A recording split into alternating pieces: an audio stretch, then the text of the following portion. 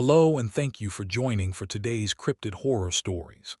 The first story today is called The Breath of the Still. A high-end architectural salvage company is hired to transport a collection of Qing Dynasty burial artifacts and several preserved ancestral bodies from a remote mountain village to a museum in Macau. To save time and money, the company uses a refurbished, airtight cargo train. Among the cargo is a set of ornate coffins that were accidentally shifted during transit. Specifically, a pregnant stray cat had wandered into the burial chamber and leapt over the primary coffin before the seals were closed. The second story today is called The Tlalocan Toll. A group of 4 archaeology graduate students and their professor, Dr. Aristhone, who is obsessively researching the missing records of the Florentine Codex. They are staying at Laguna Negra, a resort built into the limestone cliffs. The water is an impossibly deep, obsidian black. In the description below, the stories have been timestamped if you would like to skip to the second story. And now for today's cryptid horror stories. I hope you all enjoy. Stop breathing, or you'll forget how to start again. The old man spoke these words to a group of terrified interns in a vacuum-sealed containment room, his voice steady despite the trembling of his hands, his eyes fixed on the ventilation shaft above their heads, where a rhythmic, wet thumping had begun to echo through the metal ducts with the regularity of a heartbeat that had never known rest. The lights in the room flickered in a pattern that was not electrical failure but something else. Something that seemed to respond to the thumping, dimming when it grew louder and brightening when it faded, as if the very illumination of the space was being drawn toward the sound like breath toward a vacuum. The interns were 3 in number, graduate students from the University of Macau, who had signed on for what they believed was an internship in cultural preservation and artifact handling. They had not been told about the vacuum-sealed room. They had not been told about the old man, who was not an employee of the museum but a consultant whose expertise was listed on no public database, and whose presence was required by contract rather than by choice. They had not been told that the cargo they were about to handle had been classified by the Chinese government as Category 7 anomalous materials, a designation that did not officially exist but was recognized by every shipping company that operated in the Pearl River Delta. The old man's name was Wu Chen, though the interns would never learn this. He was 73 years old, a descendant of a lineage of corpse handlers that stretched back to the Qing Dynasty, and he had spent his entire life in the service of the dead. Not the peaceful dead, not the ancestors who slept in their graves and dreamed of their descendants, but the angry dead. The hungry dead, the dead who had been buried improperly, who had been offended by the living, who had refused to accept the transition from breath to stillness and had chosen instead to remain in the world, sustained by the life force of those who still drew air into their lungs. The Jiangshi are not vampires, Wu Chen said, his voice carrying the weight of a man who had repeated this lesson too many times to count. They are not ghosts. They are not demons. They are the breath that refuses to stop, the body that refuses to still. They hunt not because they are evil but because they are incomplete. Something has been taken from them, a proper burial, a respectful ritual, the paper talismans that seal the soul in its place, and they move through the world seeking what they have lost. They seek the breath of the living because it is the only thing that reminds them of what they once were. The thumping in the ventilation shaft grew louder, and the interns huddled together in the corner of the room, their eyes wide, their own breathing shallow and rapid. Wu Chen watched them with an expression that was not unkind but was certainly not reassuring. He had seen this fear before, in the faces of men and women who had thought themselves prepared for the reality of the hungry dead, and had discovered that preparation was an illusion. You could not prepare for the Jiangshi. You could only endure them. "Hold your breath," Wu Chen said, and his voice was sharp with urgency. "Now." They did not understand, but they obeyed, their faces contorting with the effort of suppressing their own lungs. The thumping paused. For 3 seconds, 4 or 5, the sound ceased, and the room was filled with a silence that was more terrible than the noise had been. Then the thumping resumed, but it was moving away now, retreating along the ductwork in search of breath that it could find, and Wu Chen allowed himself to exhale. "Remember this," he said. "The Jiangshi cannot see. Their eyes are dry and clouded, useless for hunting. They cannot hear in the way that we hear, though they respond to vibrations and loud sounds, but they can smell life. They can feel the warmth of breath on the air, the movement of chests expanding and contracting, the scent of qi that radiates from every living thing like heat from a fire. To hide from them, you must become still. You must become silent. You must become, in essence, dead." He looked at each of them in turn, and his eyes were ancient, heavy with knowledge that should not have been possible for a single lifetime to contain. "But most of all," he said, "you must not stop breathing, because if you stop and you forget how to start again, you will become one of them, and there are enough of them already." The thumping faded into the distance, and the lights stabilized, and Wu Chen opened the door of the containment room and led the interns out into the corridor beyond. But none of them would ever forget the sound, or the smell, or the feeling of holding their own breath, while something that should have been dead searched the darkness for the warmth of their life. That was the training. The reality would be far worse. The train was called the Phoenix Rising, though the name was more aspiration than description. It was a refurbished cargo locomotive, a steel serpent that had spent 30 years hauling coal and timber through the mountains of Sichuan before being purchased by a salvage company with more ambition than capital, and converted for the specialized transport of architectural and cultural materials. The conversion had been thorough but not complete. The cargo cars were airtight, sealed with rubber gaskets and pressure locks that had been designed for hazardous chemicals rather than ancient artifacts, and the passenger compartments were cramped, utilitarian spaces that smelled of diesel and metal and the persistent ghost of the machine's industrial past. The company that owned the Phoenix Rising was called Meridian Cultural Transit, and it occupied a niche in the global economy that most people did not know existed. There were museums in Europe and America that wanted to display the architectural fragments of lost civilizations, and there were villages in rural China that were willing to sell the contents of ancestral tombs for prices that would transform their local economies. Meridian Cultural Transit existed to bridge these desires, to transport the remains of the dead from places that had too much history to places that had too much money, and to do so with a discretion that was guaranteed by contracts that included clauses for non-disclosure, non-interference, and, in extreme cases, non-existence.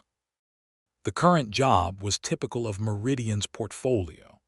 A remote mountain village in the interior of Guangdong province had decided to sell a collection of Qing Dynasty burial artifacts that had been preserved in a family tomb for over 2 centuries. The artifacts were valuable: jade burial suits, porcelain funerary objects, gilt bronze ritual vessels, and a set of ornate coffins that contained the remains of the family's ancestors. The coffins were the most sensitive part of the cargo, not merely because of their historical value, but because of their cultural significance. In the traditions of the region, the dead were not simply buried and forgotten. They were maintained, visited, fed with offerings of paper money and incense, and protected by rituals that ensured their peaceful rest. To move the coffins from their ancestral home was to risk offending the spirits within, and the village elders had insisted on a series of precautions that Meridian had agreed to in writing while privately regarding them as superstitious nonsense. The precautions included the presence of Wu Chen, the old man from the containment room, whose role was listed as cultural liaison, but who functioned as a kind of spiritual insurance policy. He had overseen the removal of the coffins from the tomb, had ensured that the proper rituals were performed, and had placed the paper talismans and salt packets that were meant to seal the spirits in their containers for the duration of the journey. He had also, though none of the Meridian staff knew this, placed a second set of talismans that were not part of the official ritual, but were known only to his lineage, emergency measures designed for situations that the official rituals could not anticipate. The crew of the Phoenix Rising was a mixed group, assembled from Meridian's regular staff and local hires who had been brought on for their knowledge of the region. There was Marcus Webb, the operations manager, a cynical Australian in his 50s who had spent 20 years in the salvage business and had seen every kind of cargo from Roman mosaics to smuggled ivory. He was a pragmatist who did not believe in ghosts, who regarded Wu Chen's rituals as theater designed to placate the locals, and who had signed off on the job because the payment was enough to cover his ex-wife's alimony for a year. There were 3 corporate handlers from Meridian's headquarters in Hong Kong: Yuki Tanaka, a logistics specialist with a spreadsheet for every contingency; David Okafor, a security consultant who carried a firearm he was not legally permitted to possess; and Priya Sharma, a cultural anthropologist who had been assigned to document the transport for the company's archives. They were professionals, cold and efficient, and they had been chosen for this job because they had demonstrated the ability to complete difficult transports without asking unnecessary questions. Then there were the interns, the 3 students from Macau who had been brought along to learn the business and, if necessary, to perform the tasks that the senior staff considered beneath their dignity. They were bright, ambitious, and desperately in need of the recommendation letters that would secure their futures in the competitive world of museum administration. Their names were Lin, a petite woman with a talent for languages; Javier, a broad-shouldered man from the Philippines who had come to Macau for education and stayed for opportunity; and Fatima, a quiet student from Malaysia whose observational skills had already impressed several of her professors.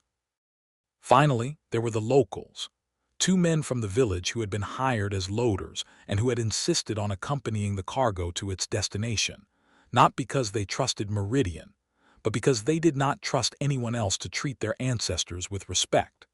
Their names were Old Huang and Young Huang, uncle and nephew, and they moved through the train with the careful deliberation of men who were carrying something fragile in their hearts as well as their hands.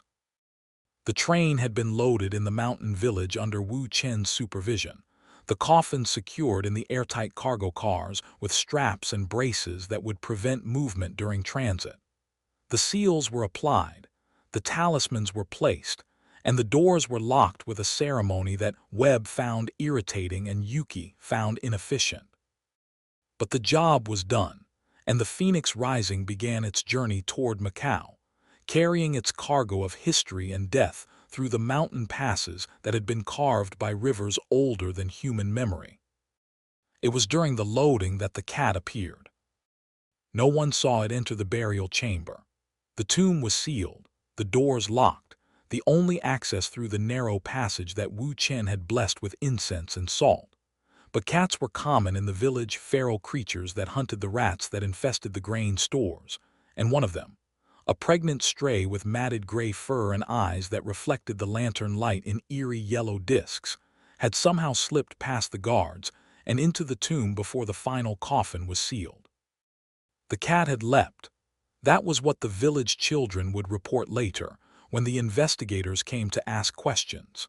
It had leapt over the primary coffin, the one containing the remains of the family's founder, a man who had died in 1847, and whose name was still spoken with a reverence that bordered on fear.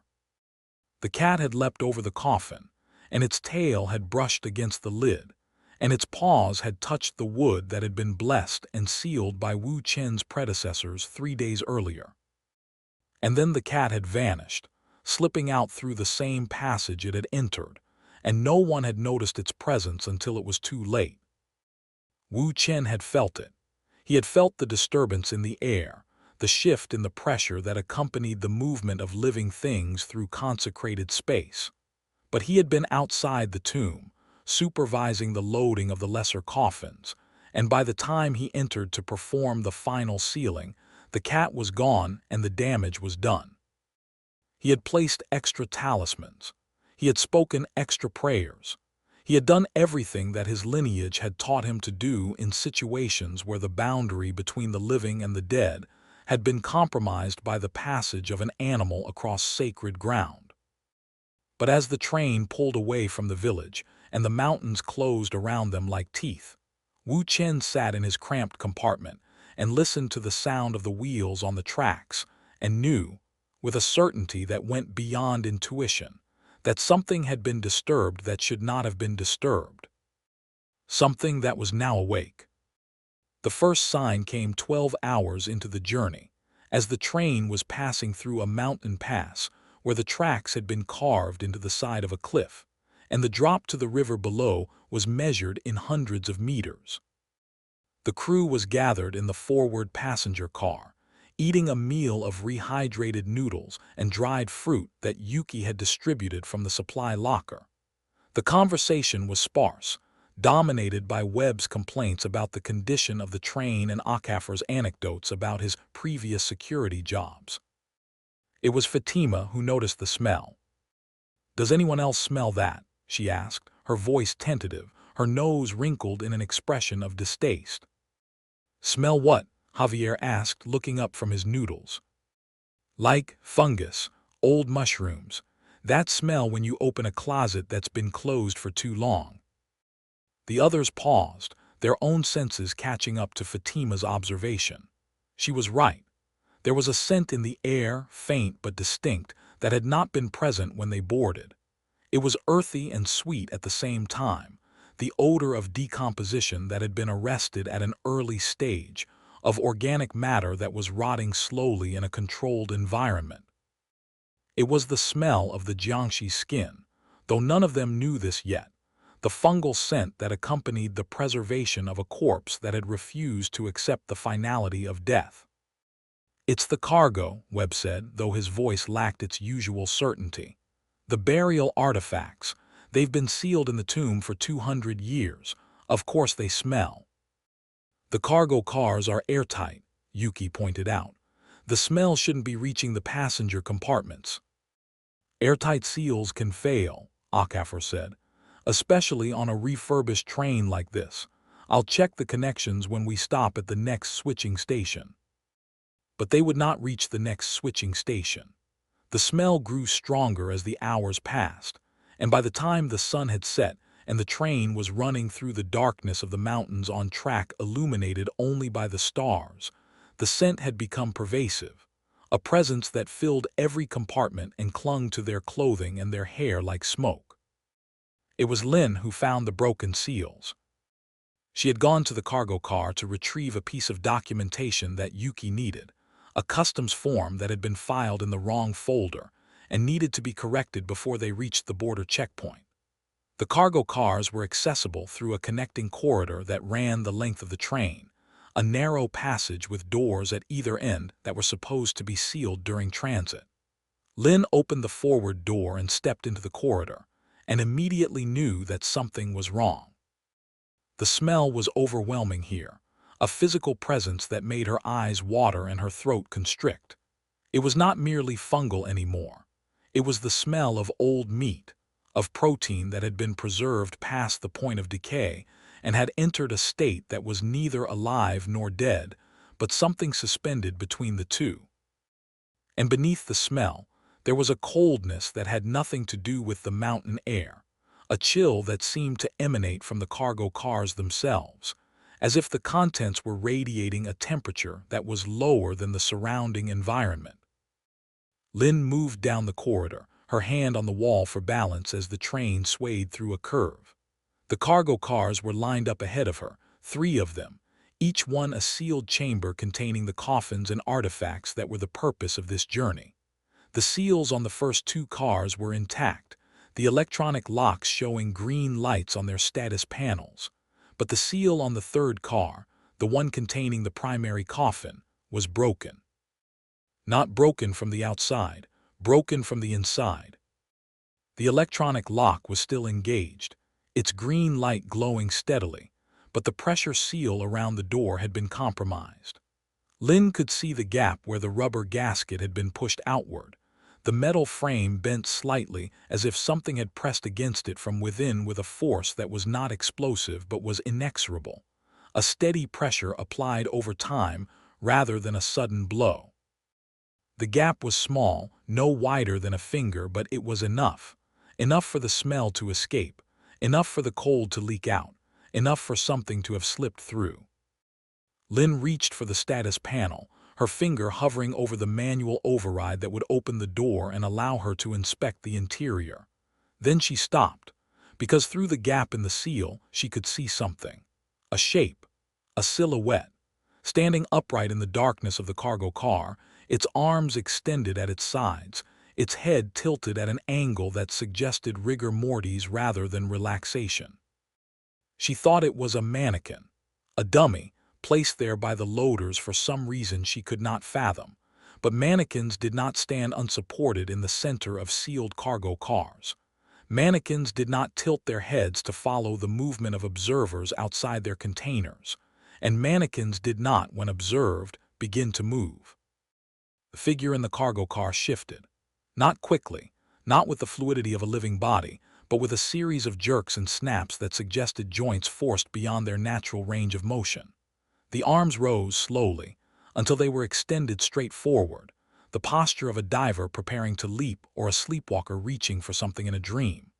The head tilted further, the neck producing a sound like dry twigs breaking underfoot, and then the figure turned toward the door and the gap in the seal. Lynn did not scream. She was too terrified to scream. She backed away from the door, her feet moving in a shuffle that was not quite running, her eyes never leaving the gap where the figure was visible only as a deeper darkness against the black interior. She reached the connecting door to the passenger car and pulled it open, and as she stepped through, she heard a sound from the cargo car behind her. A thump, rhythmic and wet like something heavy striking a soft surface. Thump, thump, thump. The sound of something hopping. Lynn did not speak of what she had seen. Not immediately. She stumbled back into the passenger car with her face pale and her hands shaking, and when Yuki asked her if she had found the customs form, she shook her head and muttered something about the cargo car being too dark and the smell making her nauseous. She retreated to her bunk and pulled the blanket over her head, trembling in a way that suggested she had seen something that her mind was not yet ready to process.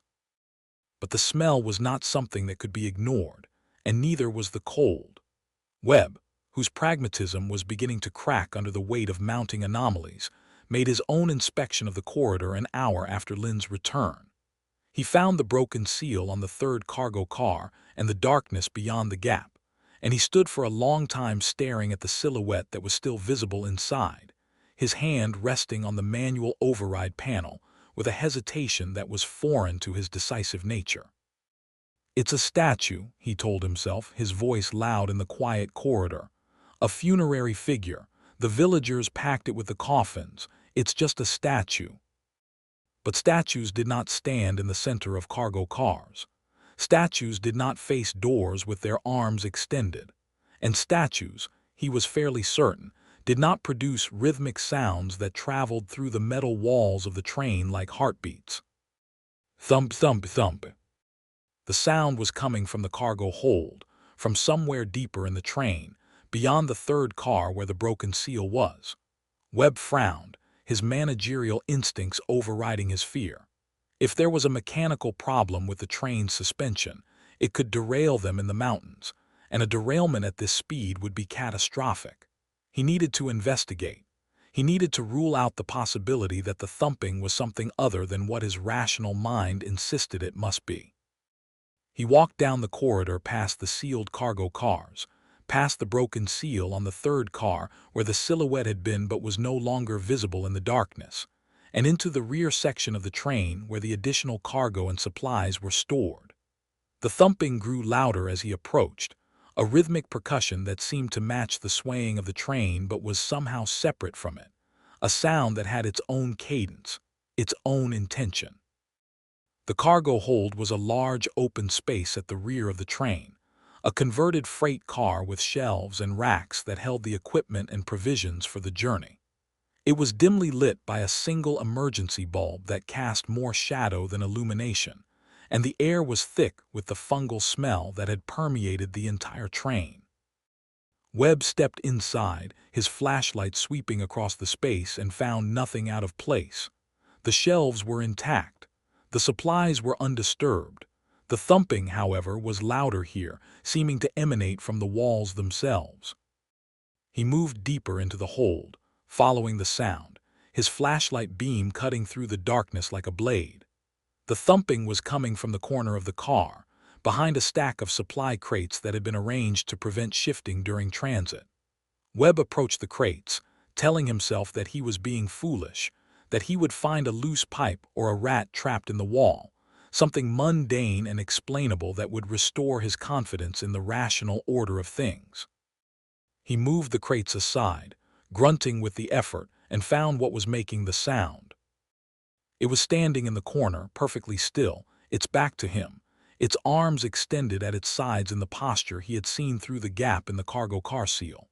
It was wearing the clothes of a Qing Dynasty official, a robe of faded silk that hung from its frame in tatters, and its head was covered by a cap that had once been ornate but was now rotted and threadbare. But it was not the clothing that made Webb's breath catch in his throat. It was the skin. The skin was white, not the white of European complexion, but the white of things that had been kept in darkness, the white of mushrooms growing in caves, the white of paper left too long in the sun. It was covered in a fine layer of hair, not the hair of a living person but the fungal growth that Wu Chen had warned about, the white fur that was the signature of the Jiangshi's preservation. The skin was stretched tight over the bones beneath, the cheeks sunken, the eye sockets hollow, but the body was not emaciated. It was rigid, frozen, held in a posture of suspended animation that suggested neither life nor death but something caught between the two. It was a mannequin. It had to be a mannequin. A preserved corpse, certainly, but a corpse nonetheless, something that had been dead for 200 years and could not possibly be standing upright in the corner of a cargo train, producing sounds that traveled through metal and shadow. Webb let out his breath in a long sigh of relief, the tension draining from his shoulders, his flashlight lowering from the ready position he had unconsciously adopted. "Jesus Christ," he muttered, laughing at his own fear, shaking his head at the way his imagination had run away with him. "It's just the cargo, just a body from the tomb. The villagers must have packed it separately from the coffins. Scared the hell out of me." He stepped closer, his curiosity overcoming his caution, reaching out to touch the robe, to verify that it was indeed cloth and not some trick of the light. His fingers brushed the silk, and it was real, ancient and fragile but real, and he laughed again, a sound that was half hysterical with relief. "Got me good, you bastard," he said to the corpse. "Almost thought you were alive." The corpse moved. It did not turn. It did not bend. It did not perform any action that a living body would recognize as movement. Instead, it snapped. One moment it was standing with its back to him, rigid and still as a statue, and the next it was in motion, its body jerking through space with a speed that was impossible given its posture, its joints cracking like gunshots as they were forced through angles that no living joint could survive. Webb had time to gasp, time to raise his flashlight as if it could protect him, time to open his mouth to scream. But the scream never emerged because the Jiangshi was on him, not with hands but with the entire rigid mass of its body, leaping through the air with a force that drove Webb backward into the wall of the cargo hold. The impact was not like being struck by a person. It was like being struck by a beam, a solid length of wood or metal that had no flexibility, no give, no mercy. Webb's head snapped back against the metal wall, and his vision exploded with stars. He felt the Jiangshi's hands, not hands really, but the frozen claws of a corpse, gripping his shoulders with a strength that was beyond human, pinning him to the wall with a pressure that made his bones groan. He tried to struggle, tried to push the thing away, but his arms passed through the space where its torso should have been, and encountered only the rigidity of a body that did not yield to physical force. Then the Jiangshi opened its mouth. The mouth was not like a human mouth. It was wider, stretched by the rigor of death into a rictus that revealed teeth that were too long, too sharp. The canines extended into points that gleamed in the dim light like ivory daggers. But it did not bite him. Instead, it inhaled. The sound was terrible. It was the sound of a vacuum cleaner, of a bellows, of something drawing air with a force that should have been impossible for lungs that had not breathed in 2 centuries. Webb felt the breath being pulled from his own body, felt his chest compressing as the Jiangshi drew not just air but something else, something vital and warm and essential, from the space between them. He felt his limbs growing cold, his vision dimming, his heart stuttering as the qi, the life force, the breath, the animating energy that distinguished the living from the dead, was sucked from his body and into the hungry void of the Jiangshi's mouth. He tried to scream, but he had no breath left to scream with. He tried to struggle, but his muscles were turning to stone, his body withering beneath the assault, the flesh contracting and drying as the moisture and warmth were extracted. He could feel himself shrinking, could feel his skin tightening over his bones, could feel his organs shriveling into desiccated husks. The process was not quick. It was gradual, deliberate, a consumption that was drawn out to maximize the extraction of every drop of life. When the Jiangshi released him, Webb did not fall. He remained pinned to the wall, held there by his own rigidity, his body transformed into a withered shell that was lighter than it should have been, his eyes open and staring with an expression of terror that had been frozen into his face by the final moments of the draining. He was not a corpse. He was a husk, a desiccated monument to the hunger of the hungry dead. The Jiangshi stepped back, its body still rigid, its arms returning to the extended posture that was its default state. It did not feed on the physical body. It had no need for flesh or blood or organs. It fed on the breath, on the qi, on the vital energy that animated the living, and what remained was not food but packaging, the discarded wrapper of a meal that had been consumed with perfect efficiency. It turned, its body snapping through a 90-degree rotation that would have broken a living spine, and began to hop. Not walk, not run, hop.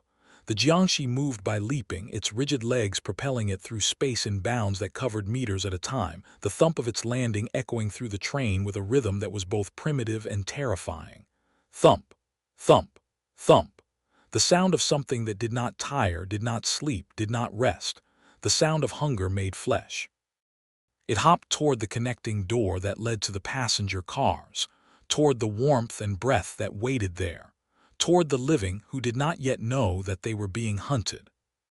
The survivors would later try to reconstruct the timeline of the massacre, to understand how quickly the situation had deteriorated from a routine transport into a nightmare of such proportions that it defied rational explanation. But time in the train had become fluid, distorted by fear and darkness, and the constant, rhythmic thumping that seemed to come from everywhere and nowhere at once. What they knew for certain was this: Marcus Webb had gone to investigate the cargo hold and had not returned. When Yuki went to find him an hour later, she discovered his body pinned to the wall, his face frozen in a rictus of terror, his body withered to the point where he looked like a mummy that had been dried in the desert for centuries. She also discovered that the cargo car seals had been broken from the inside, not just the third car but all three, and that the coffins were empty. Not destroyed, not ransacked, empty. The lids had been slid aside with a precision that suggested intelligence rather than violence, and the bodies that had been sealed within were gone. No blood, no gore, no signs of struggle, just the eerie emptiness of containers that had been opened from within by occupants who had no need for doors. Yuki ran back to the passenger car with Webb's desiccated body clutched in her arms, a gesture that was as futile as it was desperate, and burst through the door screaming words that the others could not understand at first, words that eventually resolved into a warning that came too late. They're out, the coffins are empty, they're out. Panic is a contagion that spreads faster than any disease, and within minutes the passenger car was a chaos of screaming and scrambling.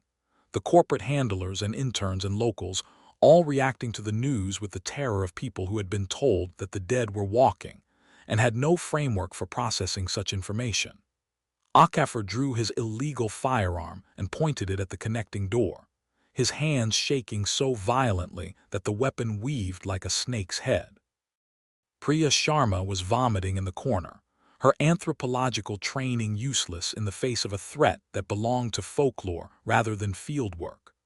Old Huang and young Huang were praying, their voices rising in the chants of protection that their ancestors had used against the hungry dead, their faces contorted with the knowledge that their warnings had been ignored and their rituals had failed.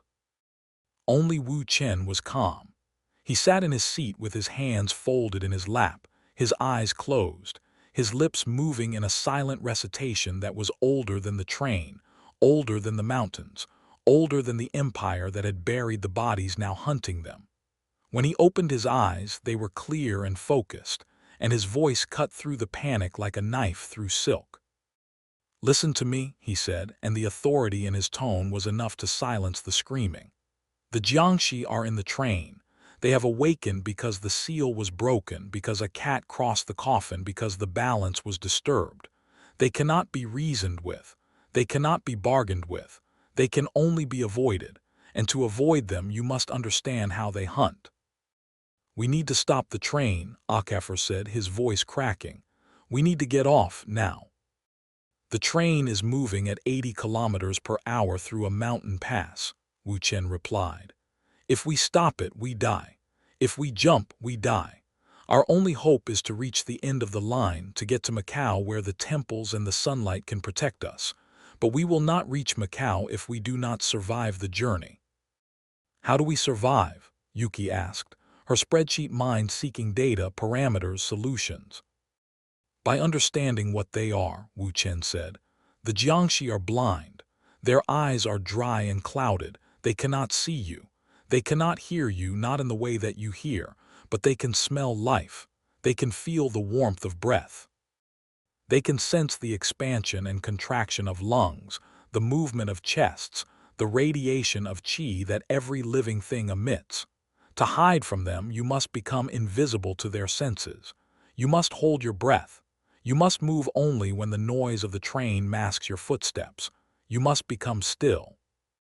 "Hold our breath," Javier said, his voice incredulous. "For how long?" "For as long as necessary, for as long as they are near. The Jiangshi do not move quickly when they are hunting. They hop, yes, but they hop in a rhythm, a pattern that allows them to sense the vibrations of their environment. If you are still, if you are silent, if you do not breathe, they will pass you by. They will seek easier prey." "And if they find us?" Lin asked, her voice barely audible. "Then you must not let them touch you. The Jiangshi do not bite in the way that vampires bite. They do not drink blood. They drain qi. They inhale the life force, and what remains is a husk, a withered shell that dies not from injury but from absence. If they catch you, if they touch you, if they begin to draw your breath, there is no escape." The thumping in the corridor grew louder, closer, and the lights flickered in their pattern of response, dimming as the sound approached and brightening as it retreated.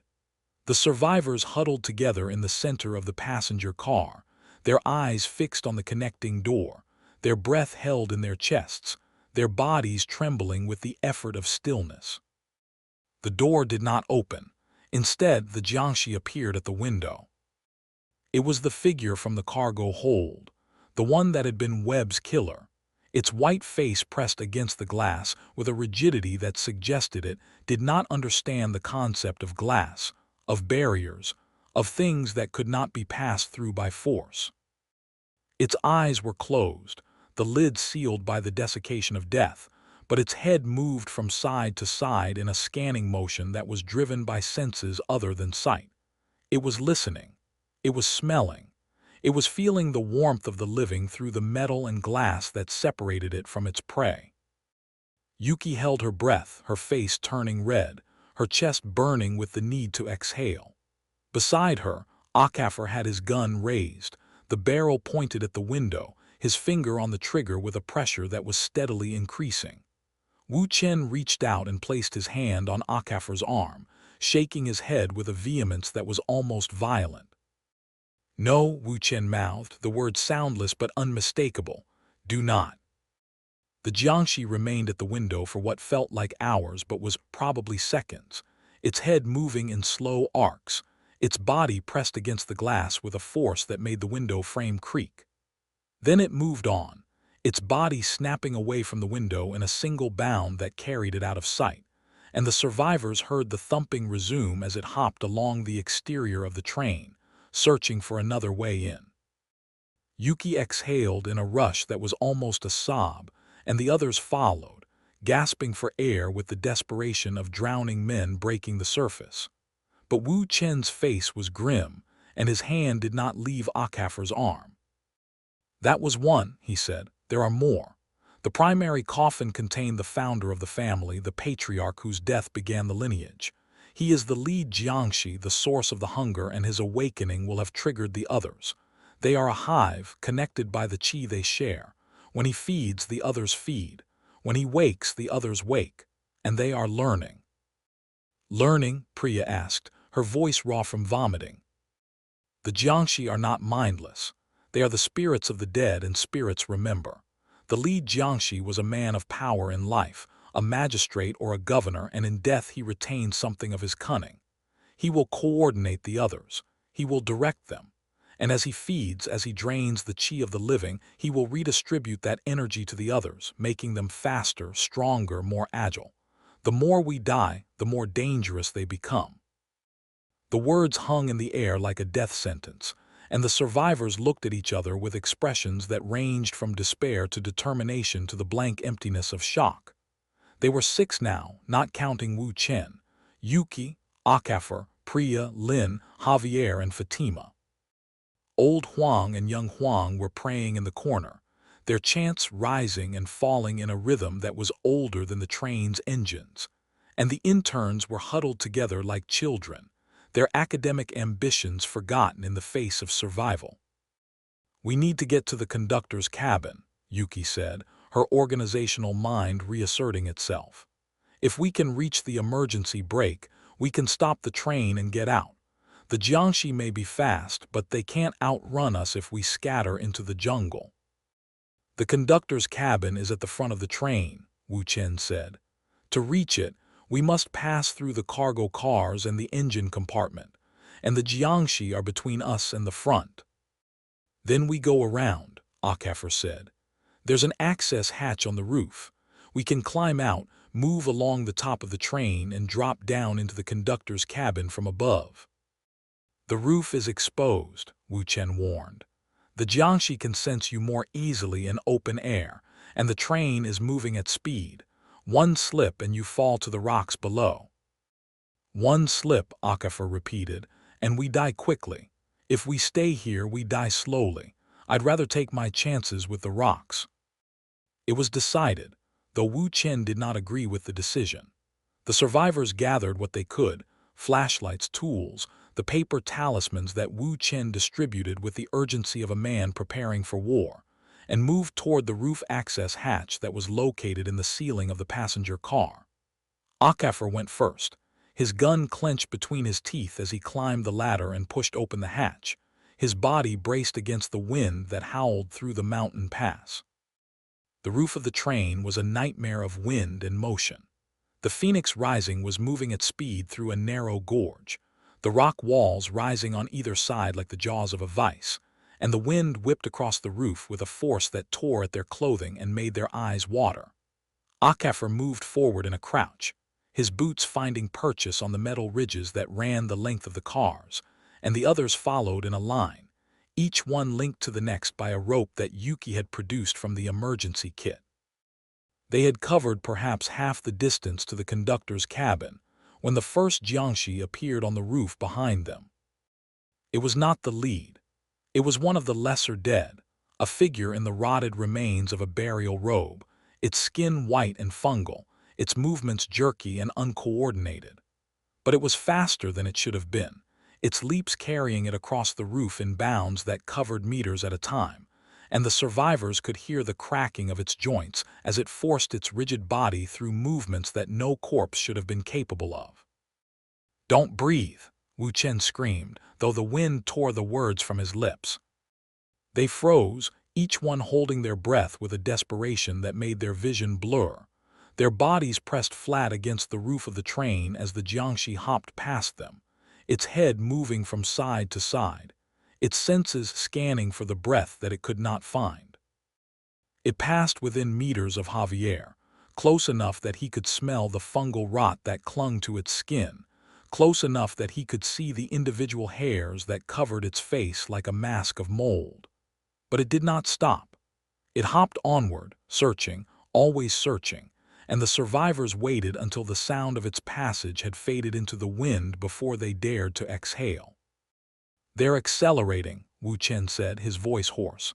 "The lead is feeding them, making them faster. We must hurry." They reached the conductor's cabin and dropped through the roof hatch, one by one, their bodies tumbling into the small space with a gracelessness born of terror and exhaustion. The cabin was dark, the control panels unlit, the conductor's chair empty. But the emergency brake was visible, a large red lever on the wall that promised salvation if they could only pull it. Ahuizotl reached for the lever, his hand closing around the handle, and then he stopped, because the cabin was not empty. The conductor was there, after all. He was standing in the corner, his back to them, his arms extended at his sides in the posture that they had come to recognize as the signature of the hungry dead. But he was not a Jiangshi. He was a victim, drained and withered, his body propped against the wall in a parody of the posture that had killed him. And in front of him, blocking the door that led to the rest of the train, were the others. 3 of them. 5. 7. The Jiangshi had occupied the conductor's cabin, had killed the man who piloted the train and replaced him with a sentinel of their own, and now they stood in a wall of frozen flesh that blocked every exit. Their bodies were rigid, their arms extended, their white faces turned toward the survivors with an awareness that did not require eyes. They had been waiting. They had known the survivors would come here, would seek the break, would try to escape, and they had positioned themselves to ensure that the attempt would fail.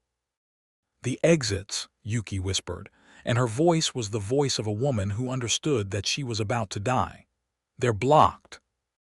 "The rear door," Ahuizotl said, but even as he spoke, they heard the thumping from behind them, the sound of Jiangshi hopping along the roof and dropping into the passenger cars they had just left. The train was a tube, a metal cylinder, and every entrance was guarded by corpses that did not sleep and did not tire. "We're trapped," Lin said, and she began to cry, the tears running down her face in silence, her body shaking with a grief that was as much for the life she would not live as for the death that was approaching. "Not yet," Wu Chen said. His voice was calm, but there was a fire in his eyes that had not been there before, a determination that suggested he had been waiting for this moment, preparing for it with the knowledge of generations. "There is one way, one chance, but it is dangerous and it may kill us as surely as the Jiangshi will." "What?" Priya asked. "What chance?"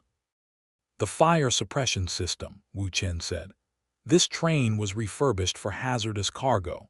It has a CO2 flooding system in the cargo cars, designed to suppress chemical fires by displacing oxygen. If we trigger it, the gas will fill the train. It will mask our scent. It will obscure the warmth of our breath. And it may, if we are lucky, slow the Jiangshi enough for us to reach the break." "CO2," Javier said, "but we'll suffocate." "Not if we hold our breath. Not if we move quickly. The gas will not kill the Jiangshi. They do not breathe and they do not need oxygen, but it will confuse their senses. The CO2 is cold, colder than the surrounding air, and it will create a fog that makes it difficult for them to locate us. And in the confusion, we may find an opening." "May," Ahuizotl repeated. "That's a lot of maybes, old man." "It is the only choice," Wu Chen said. "The only choice that offers any hope, unless you prefer to wait here for the lead to arrive and drain you one by one." Ahuizotl looked at the wall of Jiangshi that blocked the door, at the withered conductor in the corner, at the faces of the survivors who were watching him with expressions that begged for leadership, for decision, for anything that would delay the inevitable. He thought of his gun, useless against creatures that did not bleed, that did not die from bullets, that absorbed damage with the indifference of things that had already passed beyond pain.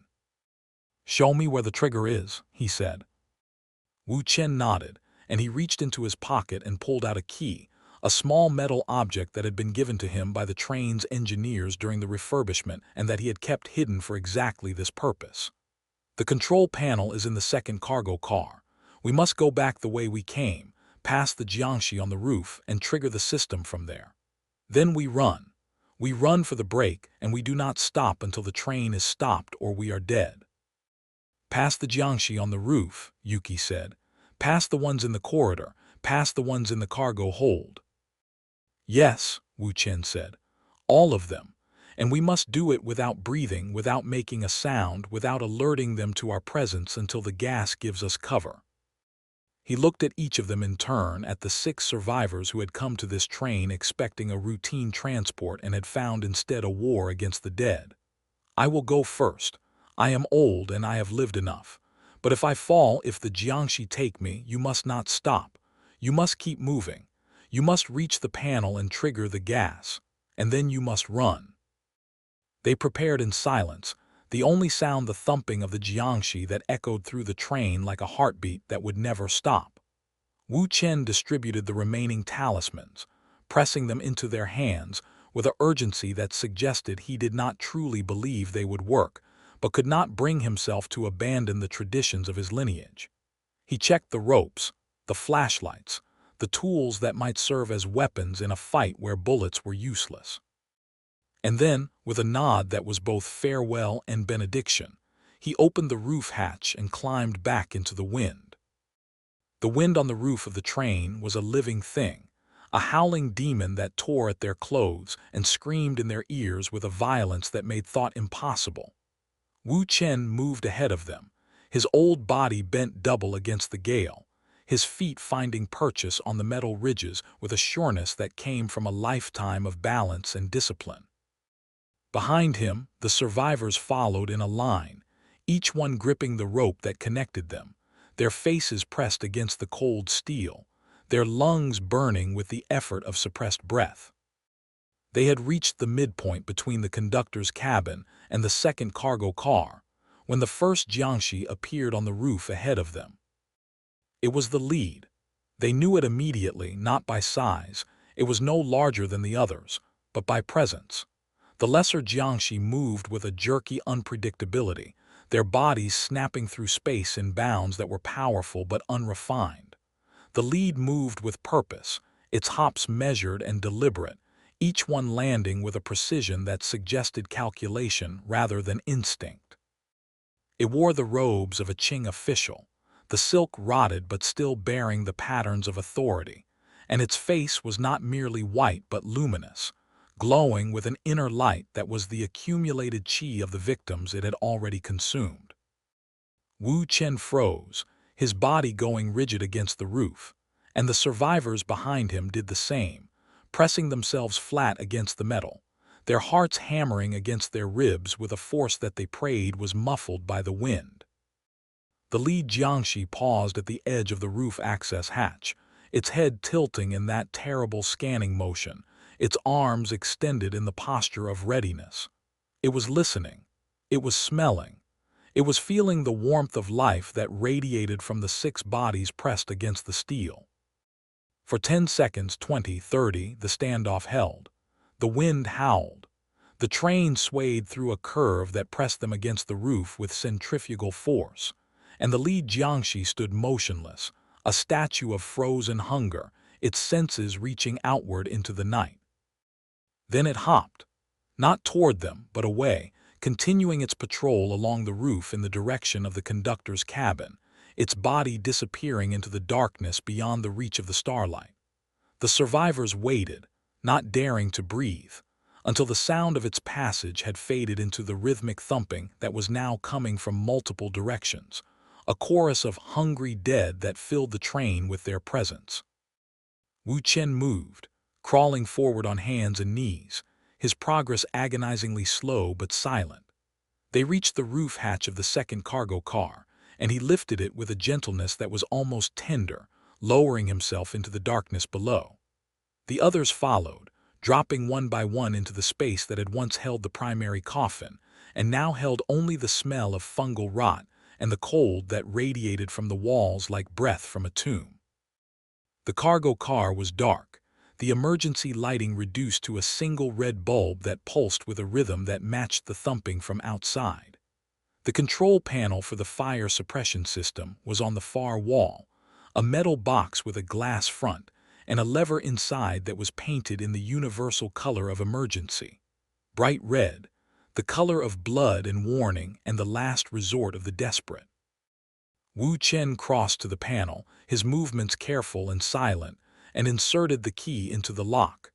It turned with a click that was louder than he had expected, a sound like a bone breaking in an empty room, and he paused, his hand on the lever, waiting for the response that he knew would come. It came from above. The thumping on the roof grew louder, more focused, as the lead Jiangshi sensed the disturbance and returned to investigate. And from the connecting doors at either end of the cargo car, they could hear the lesser Jiangshi moving, their rigid bodies thumping against the metal as they hopped through the train, converging on the source of the sound. Now, Wu Chen whispered, and he pulled the lever. The fire suppression system activated with a hiss that became a roar, a release of pressurized CO2 that filled the cargo car in seconds, turning the air into a white fog that was so cold it burned. The temperature plummeted, the moisture in the air crystallizing into a frost that coated every surface, and the survivors felt their lungs seize with the shock of the cold gas that surrounded them. The fog was dense, impenetrable, a cloud of frozen carbon dioxide that turned the cargo car into a blind man's nightmare. "Hold your breath," Wu Chen screamed, though the words were muffled by the fog and the gas, barely audible over the roar of the system. "The gas will spread. It will fill the train. Move, move now." They stumbled through the fog, their hands outstretched, their feet slipping on the frost-slicked floor. The CO2 was not merely obscuring their vision, it was obscuring their warmth, their breath, their scent. In the fog, they were ghosts, invisible to the senses that the Jiangshi relied upon. But the gas was also deadly to the living, and they could feel it working on their bodies, the cold penetrating their lungs even through held breath, the dizziness of oxygen deprivation beginning to cloud their minds. The door to the forward section was ahead of them, a rectangle of deeper darkness in the white fog, and they reached it together, piling through in a mass of tangled limbs and desperate momentum. The fog was spreading, propelled by the train's ventilation system, filling every compartment and corridor with the freezing gas, and behind them in the cargo car they had just left, they could hear the Jiangshi responding to the disturbance. The lead Jiangshi dropped through the roof hatch, its body landing in the fog with a thump that was muffled by the gas but still audible, still terrible. It did not breathe, did not cough, did not react to the cold in any way that a living thing would. But it was confused. The fog had disrupted its senses, obscured the warmth and breath that guided its hunt, and it moved through the cargo car with a hesitancy that was foreign to its nature, its head moving in wider arcs, its arms extended but uncertain. "The machinery," Wu Chen shouted, pointing to a stack of hydraulic equipment that had been stored in the forward compartment for the unloading of heavy cargo.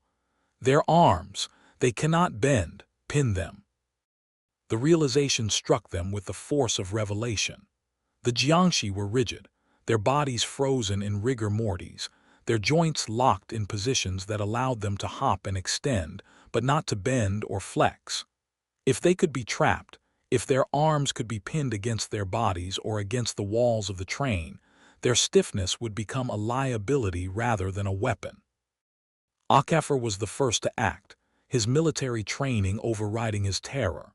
He grabbed a hydraulic brace, a metal bar used to secure cargo during transit, and charged toward the lead Jiangshi with a scream that was half battle cry, half prayer. The Jiangshi turned toward him, its body snapping through a 90-degree rotation that should have broken its spine, its mouth opening in the rictus that preceded the feeding. But Akafur did not strike its body. He struck its arms. The hydraulic brace caught the lead Jiangshi's extended limb at the elbow, where the joint was locked in its rigid position, and Akafur drove the brace against the wall with a force that pinned the arm between the metal bar and the steel plating. The Jiangshi struggled, its body jerking in spasms that would have dislocated a living shoulder, but the rigidity that made it deadly also made it vulnerable.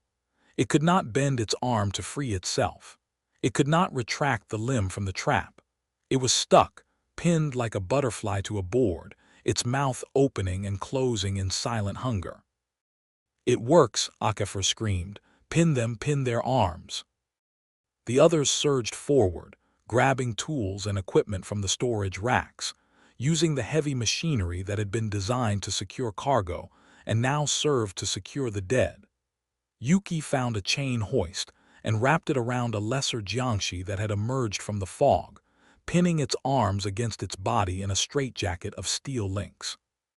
Javier and Lin worked together, using a cargo net and a pair of hydraulic jacks to trap another against the floor, its legs pinned, and its arms immobilized by the pressure of the jacks. But there were too many. For every Jiangshi they pinned, two more emerged from the fog, their bodies pale and fungal in the white cloud, their movements growing more frantic as the lead's frustration traveled through the hive connection to the lesser dead. The fog was thinning, dissipating as the ventilation system struggled to clear the air, and the Jiangshi were adapting, their senses beginning to penetrate the cold gas, to find the warmth that lingered beneath. "The break," Wu Chen screamed. "We must reach the break." They abandoned the pinned Jiangshi and ran through the fog-choked corridors, their lungs screaming for air, their vision reduced to the shapes that emerged from the white like ghosts. The train was a labyrinth of metal and shadow, and they moved through it with the desperation of rats in a flooding tunnel, searching for the forward compartment and the lever that would stop their hurtling death. Priya was the first to fall. She had been running behind Yuki, her hand on the anthropologist's shoulder for guidance, when a Jiangshi dropped from the ceiling of the corridor with a sound like a sack of cement hitting concrete. It landed on her back, its rigid body driving her to the floor with a force that smashed her face against the metal grating, and before she could scream, it had rolled her over and pressed its mouth against hers. The draining was quick, or perhaps it only seemed quick because the others did not stop to watch. They heard the sound, the wet inhalation, the gasp of escaping breath, the soft crunch of a body withering, and they ran harder, their legs pumping, their held breaths turning their faces blue with oxygen deprivation.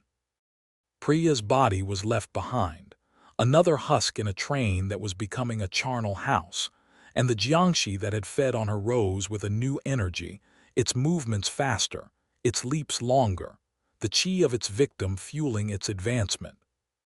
They reached the forward compartment, the space that housed the train's engine and the controls that connected to the conductor's cabin, and found that the Jiangshi had anticipated them.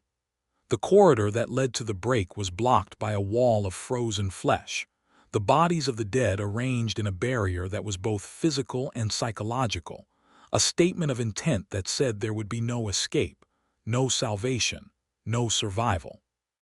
"Through the engine room," Akafur shouted, pointing to a side door that led to the machinery compartment. "We can crawl under the engine housing." They squeezed through the door, one by one, their bodies contorting to fit through gaps that were not meant for human passage. The engine room was a cathedral of pistons and gears, the machinery roaring with a violence that made conversation impossible and thought difficult. They crawled beneath the engine housing, their backs pressed against the hot metal, their faces inches from the spinning wheels and drive shafts that powered the train's relentless forward motion. And then the derailment happened. It was not caused by the Jiangshi. It was caused by the Ko-2, or perhaps by the damage that the creatures had inflicted on the train's structure, or perhaps by nothing more than the accumulated wear of a refurbished locomotive pushed beyond its limits by the demands of a schedule that had not accounted for supernatural interference. Whatever the cause, the result was catastrophic. The train hit a curve at a speed that was too great for the tracks to support, and the wheels lost their purchase on the rails. The phoenix rising, named for a bird that was supposed to rise from ashes, instead plunged from the track with a screech of tearing metal that was louder than any sound the survivors had ever heard. The engine tipped, the cargo cars buckled, and the entire train became a projectile that arced through the mountain air before slamming into the rock wall of the gorge with a force that shattered windows, tore steel, and sent bodies flying through compartments like dolls in a centrifuge. The impact was not a single event but a cascade, a series of collisions that propagated through the length of the train as each car struck the one before it, compressing the structure into a concertina of twisted metal and broken glass. The survivors were thrown against walls, against ceilings, against each other, their bodies battered and broken by forces that no human frame was designed to survive. The roar of the crash filled the world, drowning out thought, drowning out fear, drowning out everything except the pure, animal instinct to endure. And then silence. Not the silence of peace, but the silence of aftermath.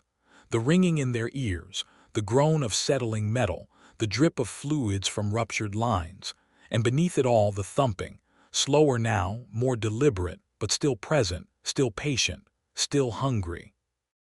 The survivors crawled from the wreckage with the slowness of the severely injured, their bodies moving through instinct rather than will. The train had come to rest on its side, the passenger cars and cargo containers scattered along the slope of the gorge like the discarded toys of a giant child. The engine was a twisted mass of steel and steam, its fire extinguished by the impact, but its heat still radiating in waves that shimmered the air. The cargo cars had burst open, their contents spilled across the rocks, jade suits shattered, porcelain vessels reduced to powder, coffin lids thrown clear to reveal the empty interiors that had been their prisons. But not all the coffins were empty. Some had spilled their occupants into the wreckage, and the Jiangshi that had not been pinned in the train were now moving through the debris, their bodies snapped and broken by the impact but still animate, still driven by the hunger that was older than their physical forms. The lead Jiangshi had survived, its body crushed beneath a fallen cargo container but its head and arms still moving, still reaching, still seeking the breath that would restore it. And then the sunlight came. The train had crashed in a section of the gorge where the rock wall had been shattered by the impact, creating an opening that faced the east.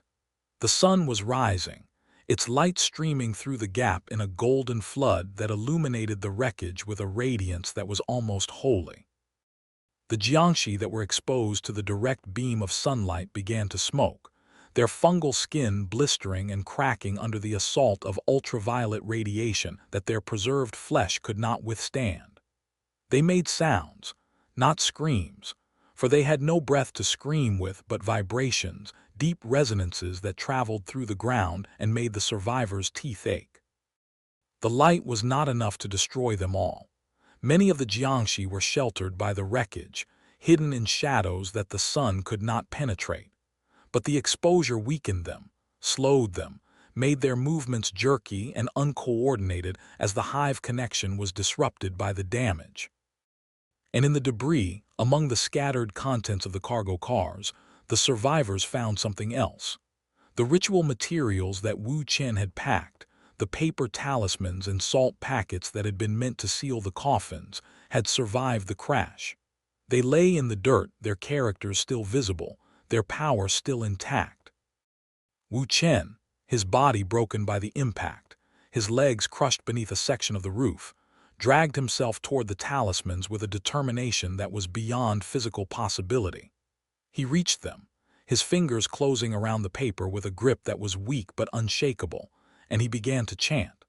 The words were ancient, in a dialect that had not been spoken in the outside world for centuries, and they carried a weight that was palpable even to those who did not understand their meaning. "Return to stillness," Wu Chen chanted, his voice barely audible over the ringing in their ears. "Return to silence. The breath is not yours, the qi is not yours. Return what you have taken and be at peace."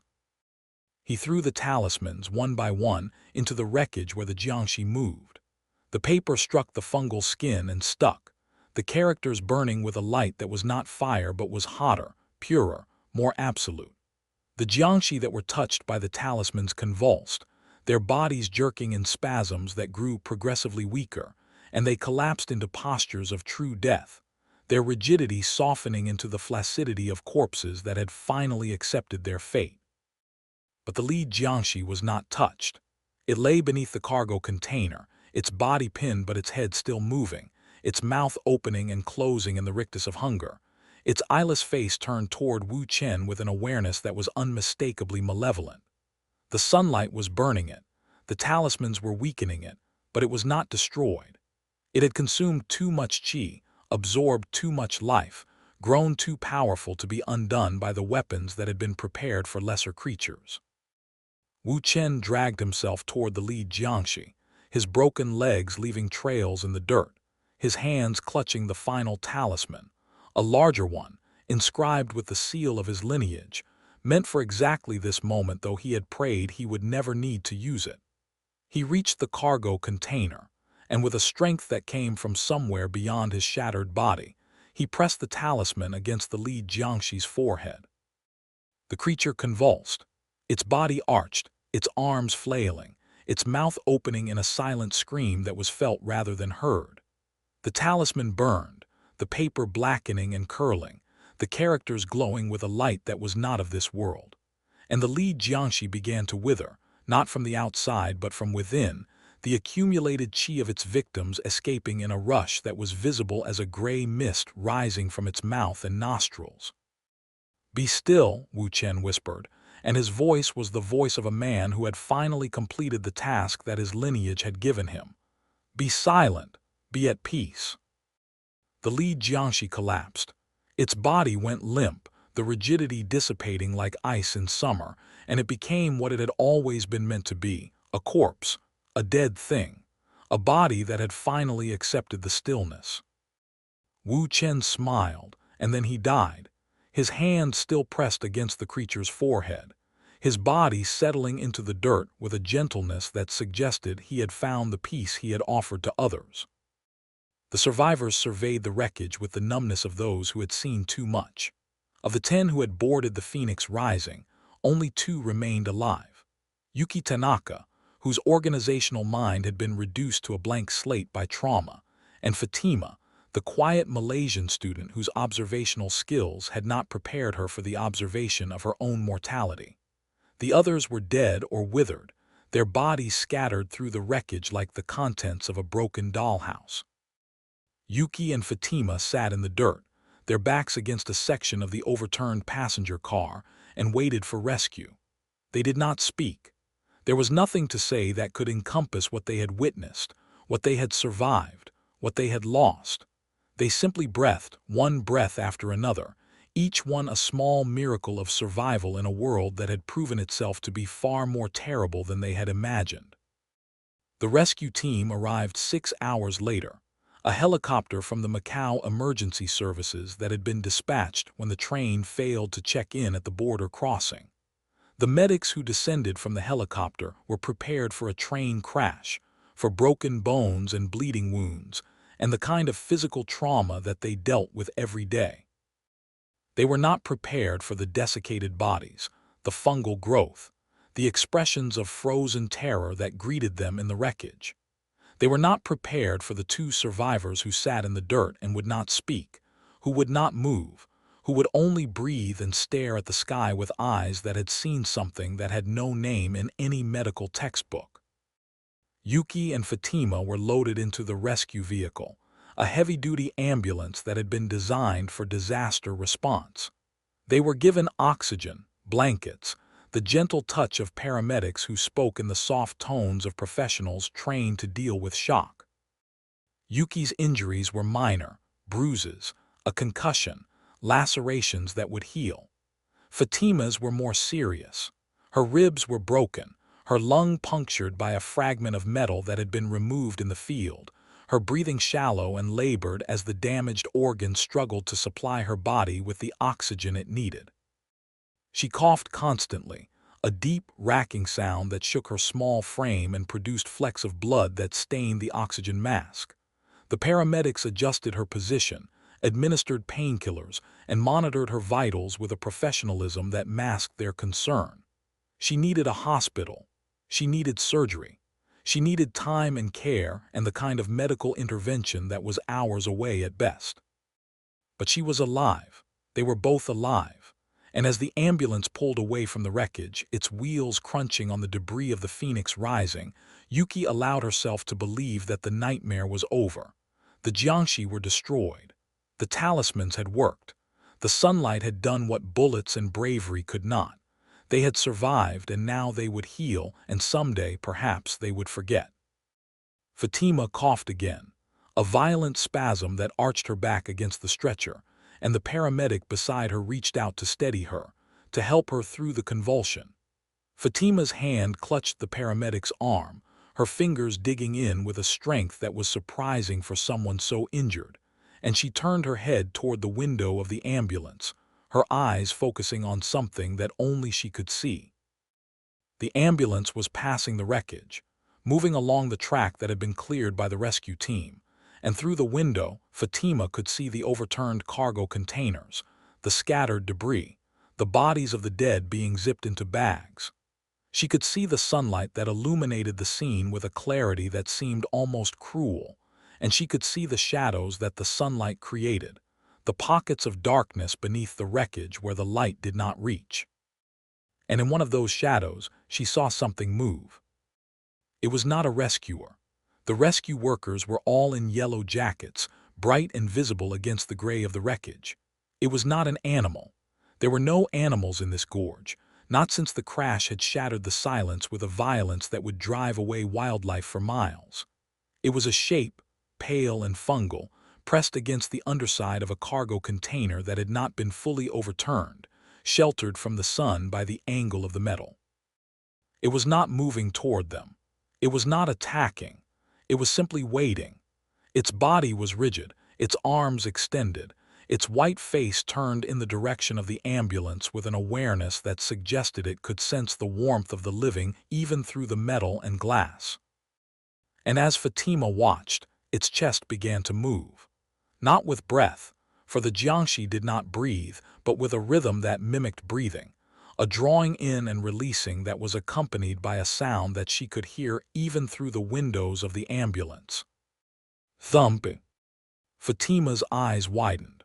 Her grip on the paramedic's arm tightened, and she tried to speak, tried to warn them, tried to make them understand that the thing in the shadow was not dead, that the talismans had not reached it, that the sunlight had not touched it, that it was waiting with a patience that was older than human fear.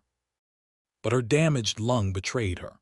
The attempt to speak triggered another coughing fit, a convulsion that racked her body and drove all thought from her mind except the desperate need for air. She coughed and coughed, her body curling inward, her face turning purple with the effort, and the paramedics surrounded her with their equipment, their training, their helplessness in the face of injuries that were beyond their capacity to treat in a moving vehicle. And then, as the coughing reached its peak, as her body strained for oxygen that it could not find, Fatima let out a sudden, ragged gasp. It was not a cough. It was not a breath. It was a sound that was both, a tearing inhalation that filled her damaged lung to capacity and produced a noise like wind rushing through a broken flute.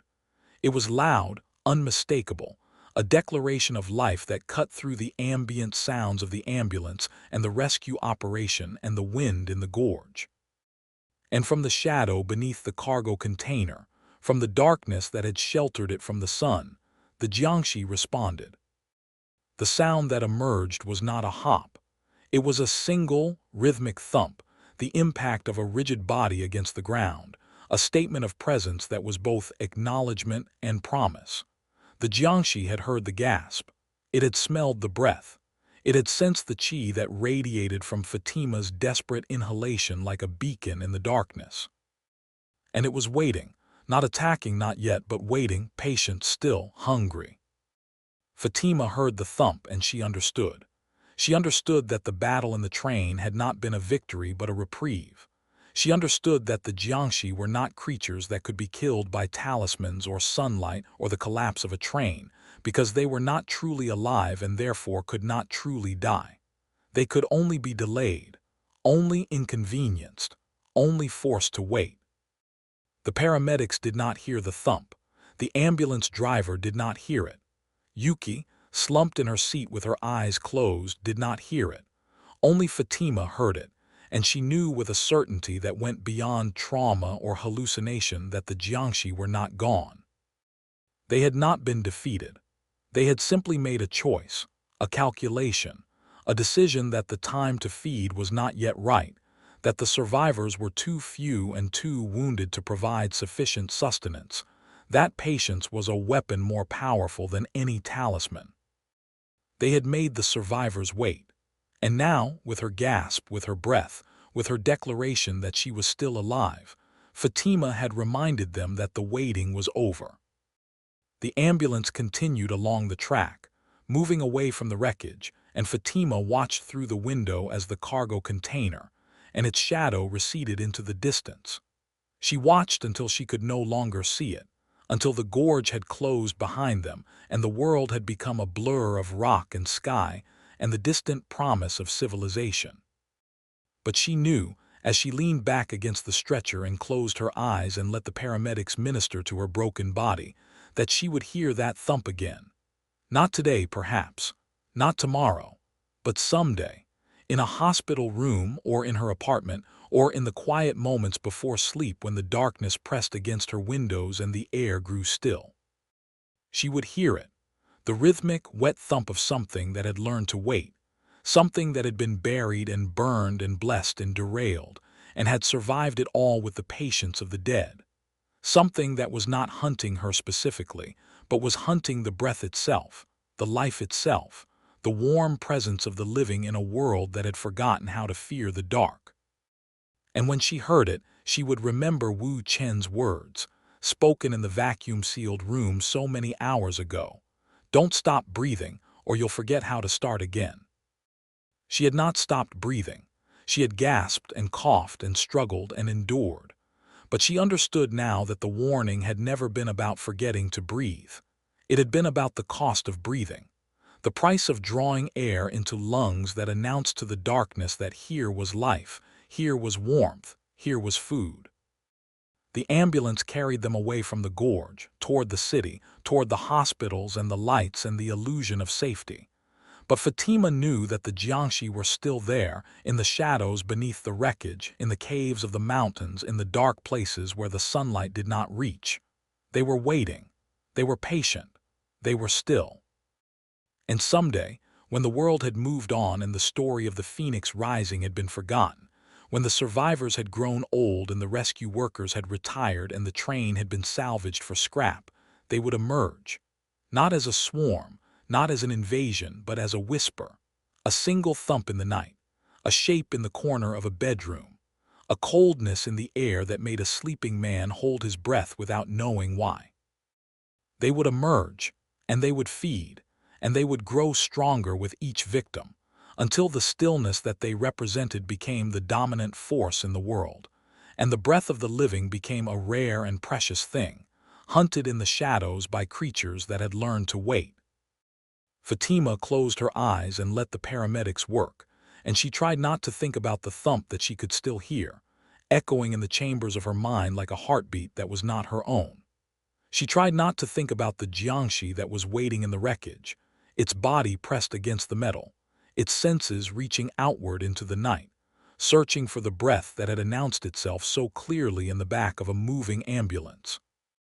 She tried not to think about the fact that she had not escaped, that none of them had escaped, that the train had been not a battle but a beginning, the first skirmish in a war that would continue until every breath had been drawn and every lung had been emptied, and the world had finally achieved the stillness that the Jiangshi sought. But she could not stop thinking about it. And in the years that followed, as she recovered from her injuries and built a life that appeared normal from the outside, she would wake in the night with her hand pressed against her chest, feeling the rise and fall of her own breathing, and she would listen. Listen for the thump. Listen for the silence that was not empty. Listen for the breath of the still, waiting in the darkness, patient and eternal and hungry. And sometimes, in the quietest hours of the night, when the city was asleep and the air was heavy with the promise of rain, she would hear it. A single, rhythmic thump, coming from somewhere that was both far away and impossibly close, from the shadows beneath her bed, or the ventilation shaft above her head, or the space between her own heartbeat and the next. She would hold her breath then, her lungs burning, her body trembling, her eyes fixed on the darkness. She would hold her breath and wait, just as the Jiangshi waited, until she could no longer stand the stillness and had to gasp, had to breathe, had to declare herself alive.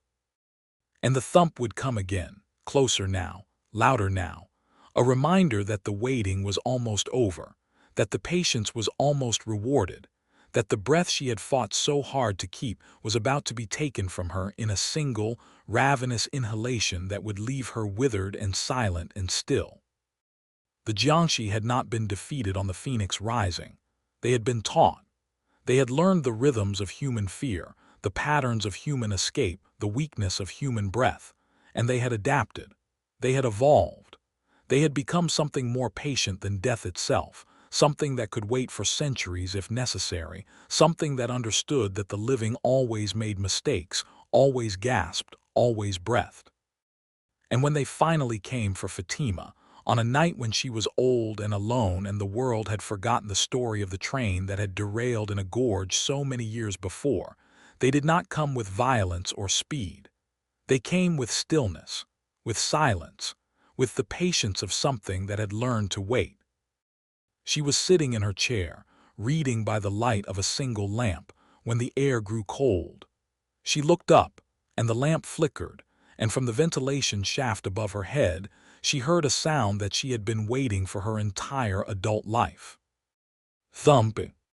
She did not scream. She did not run. She simply closed her book, placed it on the table beside her, and folded her hands in her lap. "I'm ready," she whispered. And the Jiangshi dropped from the ceiling with a force that was gentle, almost tender, its rigid body pressing against hers with the weight of years, its mouth opening to receive the breath that she released in a final, surrendering sigh. The room was silent when they found her the next morning, her body withered and desiccated, her expression peaceful, her hands still folded.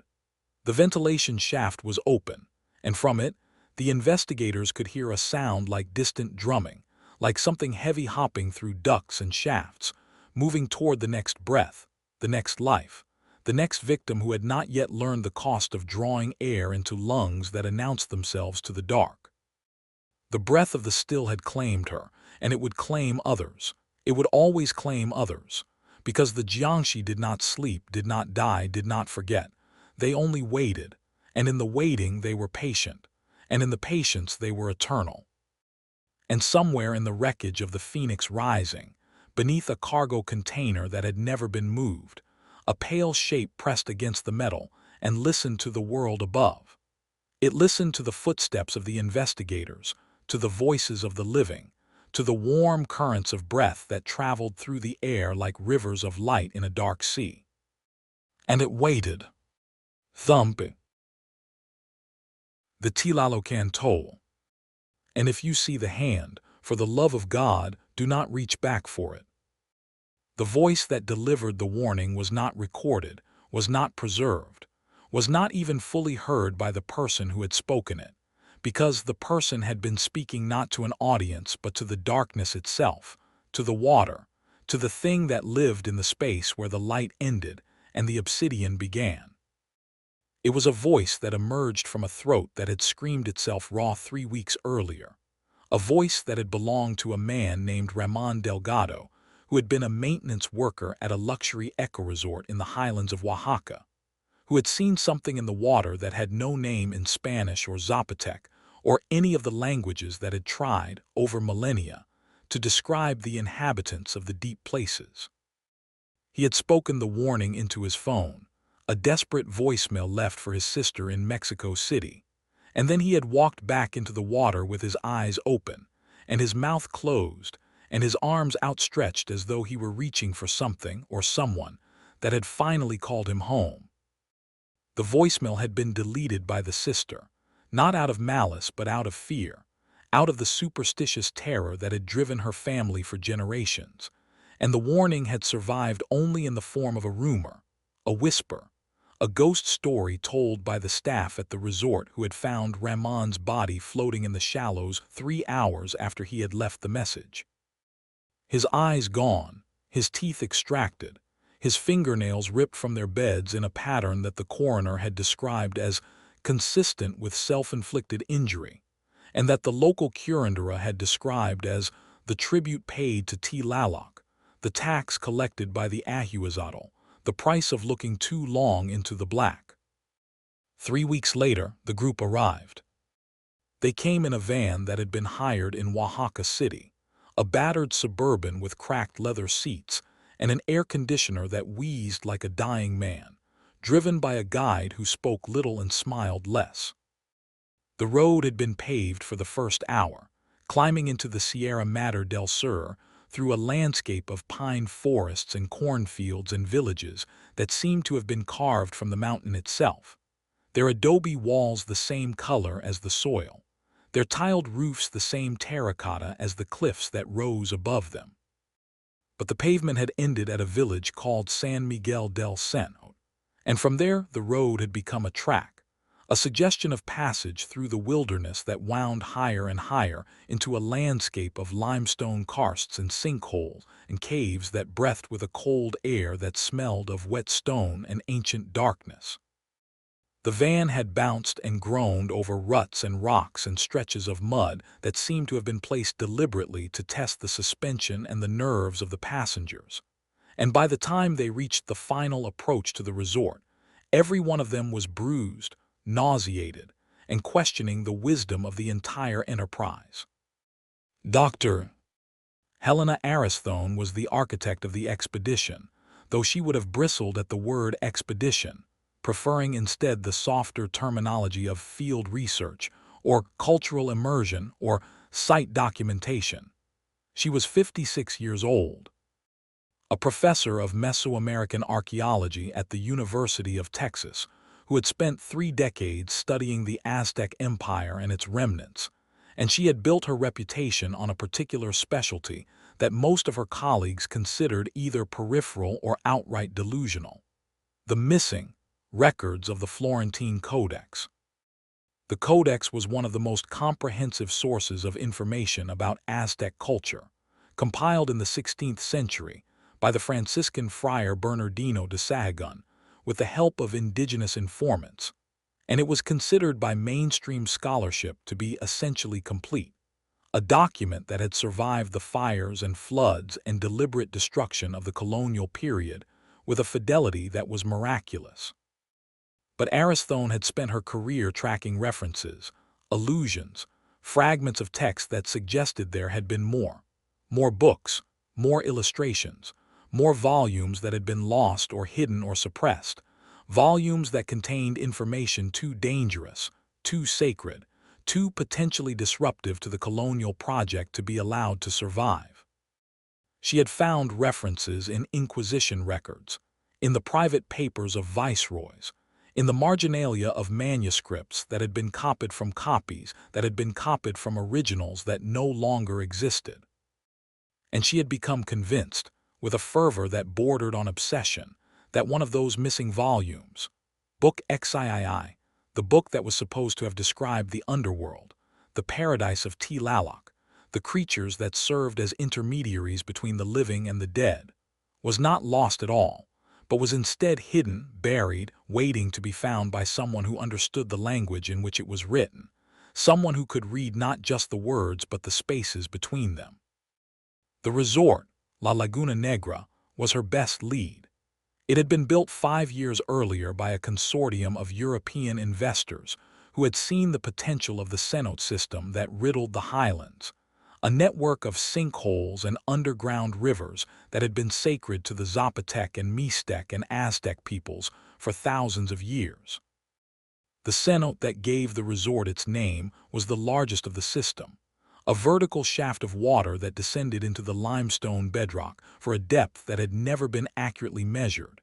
Its surface, a perfect circle of black water that reflected nothing, that swallowed light rather than reflecting it, that seemed to exist in a state of perpetual night regardless of the time of day. The resort had been built into the cliffs that surrounded the cenote, a series of luxury villas and common spaces connected by walkways and bridges that hung over the water like the architecture of a dream. And it had attracted a clientele of wealthy eco-tourists and spiritual seekers, and the occasional academic who was willing to pay the exorbitant rates in exchange for access to a site that was, by any measure, one of the most archaeologically significant in Mexico. Aristhone had secured funding through a combination of university grants and private donations, and she had assembled a team of 4 graduate students who were, in her estimation, the best and brightest of the department, though she would never have used those words aloud. There was Elena Vargas, 28, a Mexican-American whose family had emigrated from Oaxaca 3 generations before, and who had returned to the land of her ancestors with a sense of mission that was as personal as it was academic. Elena was the emotional center of the group, the one who felt the weight of history not as an intellectual exercise but as a physical presence, a pressure on the chest that made her breathe differently in sacred spaces. There was Marcus Webb, 32, a former Marine who had traded his rifle for a trowel after 2 tours in Afghanistan, whose body was a catalog of scars and whose mind was a fortress of compartmentalization that allowed him to excavate mass graves without flinching, but that collapsed, sometimes, in the quiet hours before dawn. There was Priya Patel, 26, a digital archaeologist who specialized in photogrammetry and 3D modeling, whose equipment was worth more than her car, and whose understanding of the physical world was filtered through the screens of her devices. And there was Jonah Reeves, 24, the youngest of the group, a linguistic prodigy who was fluent in Nahuatl, Zapotec, and Mixtec, and who had been brought along specifically to translate any inscriptions they might find in the submerged caves that honeycombed the cenote walls. They had been traveling for 2 days, first by plane to Oaxaca City, then by van into the highlands, and now, as the Suburban crested the final ridge and the resort came into view, they were exhausted, disoriented, and filled with a sense of arrival that was not relief but was instead something more complicated, something that mixed anticipation with apprehension in proportions that varied from person to person. The resort was beautiful. That was the first impression, the overwhelming sense of aesthetic achievement that made the jaw drop and the breath catch. The buildings were constructed from local limestone and hardwood, their lines clean and modern but their materials ancient, their colors blending into the cliffs so seamlessly that they seemed to have grown there rather than been built. The walkways were suspended by cables from the rock face, cantilevered over the black water with a daring that was either architectural genius or suicidal hubris, depending on one's tolerance for heights. And the water itself, the water was the centerpiece, the focal point, the reason for the resort's existence and the source of its uncanny power. It was black, not dark blue or deep green, but truly black, a color that seemed to have no bottom, no surface tension, no reflection. It lay in the cenote like a lens pointed at the center of the earth, and to look into it for too long was to feel a vertigo that was not physical but existential, a sense of falling that had nothing to do with gravity and everything to do with the psyche's recognition of depth. "It's beautiful," Priya said, her voice hushed, her phone already out, already recording, already trying to capture something that resisted capture. "It's hungry," Elena whispered, and the others looked at her and she flushed and she laughed and she waved her hand in a gesture of dismissal. "Sorry, family superstition. My grandmother used to say that black water doesn't reflect because it's already full. It doesn't need any more images. Charming, Marcus said, his voice carrying the flat affect of a man who had learned to suppress emotion in situations where emotion was dangerous. Let's hope the plumbing works. They checked in at the main lodge, a structure of glass and stone that hung over the cenote like a crystal suspended above an abyss. The staff was minimal, a handful of local workers who moved with a quiet efficiency that suggested they had been trained well but who avoided eye contact with a consistency that was not rudeness but was instead something else, something that approached fear. The manager, a woman named Senora Morales, greeted them with a smile that did not reach her eyes and a formality that seemed to be rehearsed, and she showed them to their villas with a briskness that suggested she had other matters to attend to, other guests to avoid, other shadows to monitor. The villas were arranged along the cliff face in a semicircle above the cenote, each one a self-contained unit with a bedroom, a bathroom, a small kitchen, and a deck that overlooked the water. Aristhone had taken the largest villa, the one closest to the cenote's edge, claiming it as the prerogative of seniority and grant holder. The students had been assigned to the remaining four, paired off in a way that maximized privacy and minimized conflict. Elena and Priya in one, Marcus and Jonah in another, with the third and fourth villas reserved for storage and equipment. The accommodations were luxurious beyond anything they had experienced in the field: rainfall showers, king-sized beds, climate control, Wi-Fi that worked intermittently. And yet there was something about the place that made each of them, independently, decide to keep their doors locked and their lights on. It was the sound of the water, or rather it was the absence of sound. The cenote should have produced noise, the lapping of waves against the cliff, the drip of condensation from the overhanging rock, the splash of fish or birds or the occasional falling leaf. But it was silent, utterly, perfectly silent. The black water lay in its shaft of stone without a ripple, without a breath, without the slightest disturbance to suggest that it was water at all and not some other substance, some liquid that had been placed there for a purpose that had nothing to do with the hydrological cycle. Priya had set up a time-lapse camera on her deck, aimed at the surface, and after 6 hours of recording she had checked the footage and found nothing. No movement, no variation, no evidence that the surface had been disturbed by anything larger than a molecule. She had mentioned this to the others at dinner, her voice carrying the uneasy humor of someone who has encountered a phenomenon that defies explanation, and Marcus had responded by throwing a pebble into the water from the dining terrace, watching it fall without a splash, without a sound, as though the water had swallowed it without acknowledging its existence. Stratification, Jonah had suggested, though his voice lacked conviction. The water might be heavily stratified, with a layer of dense, anoxic water at the surface that prevents disturbance. It's common in deep cenotes. Anoxic water doesn't prevent sound, Priya had countered. It prevents oxygen. A pebble should still make a splash. Unless the pebble didn't hit water, Elena had said, her voice low, her eyes fixed on the black surface below. Unless it hit something else. The dinner had ended in uncomfortable silence, each of them retreating to their villas with a sense of relief that was not attributable to fatigue alone. Aristhone had retired early, claiming a headache that was probably real, probably stress-induced, probably nothing more than the altitude and the travel and the pressure of the grant that was funding this research, and would expire in 6 months if she did not produce results. She had lain in her bed, staring at the ceiling, listening to the silence of the cenote, and she had dreamed of the Florentine Codex, of pages that turned themselves, of illustrations that moved, of creatures with rubbery skin and monkey hands and tails that ended in hands, creatures that served the rain god Tlaloc by collecting the parts that humans valued most. The eyes that saw, the teeth that bit, the nails that scratched, the fingers that reached. It was on the first night that they heard the crying. Elena was the first to hear it.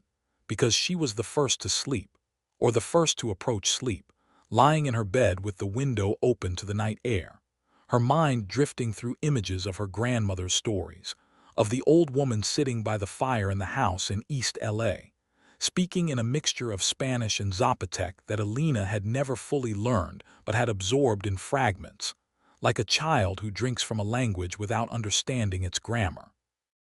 The crying came from the water's edge, from the floating dock that extended into the cenote from the main lodge, a structure of wood and buoyant barrels that bobbed gently, or should have bobbed gently, on the surface. It was the sound of a newborn baby, a sound that Alina recognized with a visceral immediacy that bypassed thought entirely, because she had heard it in her family, in her cousin's children, in the hospital where she had volunteered during her undergraduate years. It was the sound of helplessness, of need, of a creature that could not survive without immediate, unconditional response, and it triggered in Alina a physiological reaction that was older than culture, older than language, older than the rational mind's ability to evaluate and dismiss. She sat up in bed. The room was dark, lit only by the faint glow of Priya's laptop charger across the room, and for a moment she thought the sound was coming from inside the villa, from a closet or a cabinet or some impossible place where a baby could not be. But no, it was outside, definitely outside, coming from the direction of the water, rising and falling in the rhythmic pattern of infant distress that demanded attention, demanded rescue, demanded that someone pick up the child and hold it and comfort it before it died of loneliness or fear, or the simple, mechanical failure of lungs that had not yet learned to breathe on their own. Alina got out of bed. She was wearing a t-shirt and shorts, her feet bare on the cool tile floor, and she moved toward the door with a sleepwalker's unsteadiness, her mind not fully awake, her body responding to a call that was not audible but was instead wired into the deepest circuits of her being. She unlocked the door, stepped onto the deck, and looked toward the water. The moon was full, or nearly full, and it cast a pale light over the cenote that did not illuminate the water so much as emphasize its darkness, its depth, its absolute refusal to participate in the play of light and shadow that governed the surface world. But on the floating dock at the far end she could see something. A shape, a bundle, a small, huddled form that was the source of the crying, that was producing the sound that had drawn her from her bed. She walked toward the dock.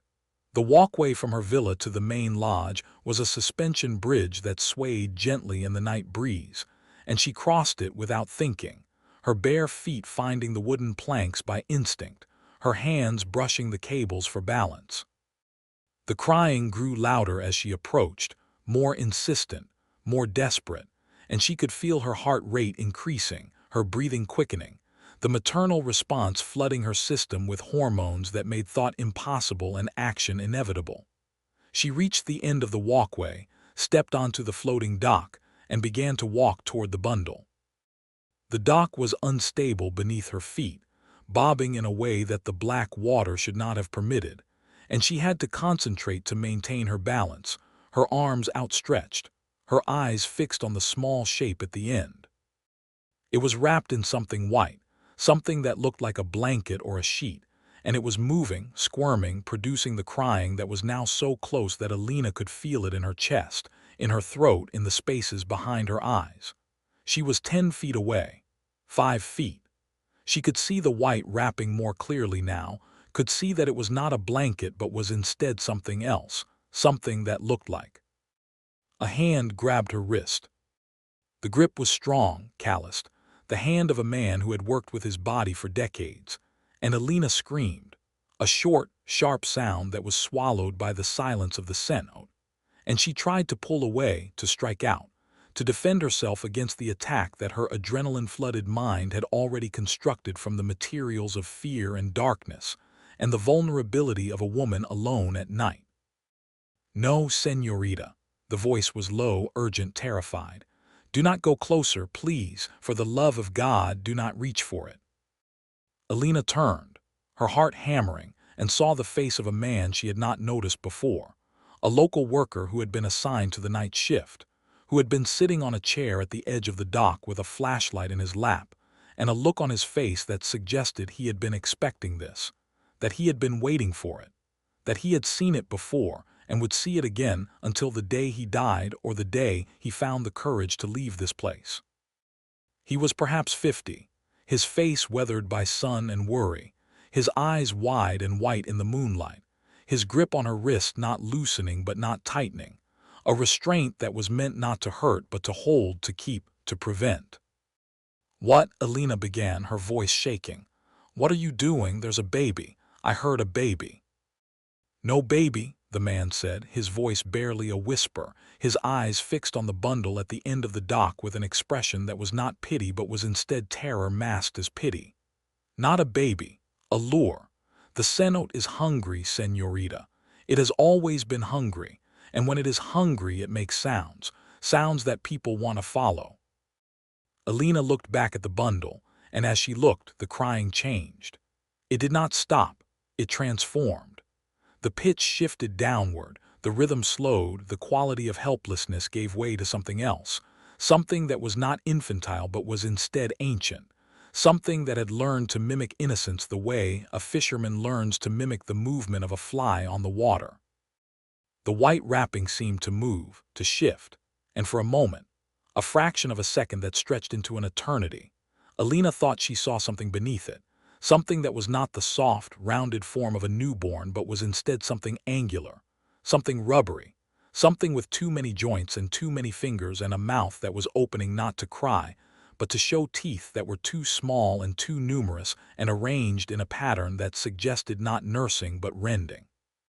She stumbled backward, away from the dock, away from the water, away from the thing that was not a baby and had never been a baby.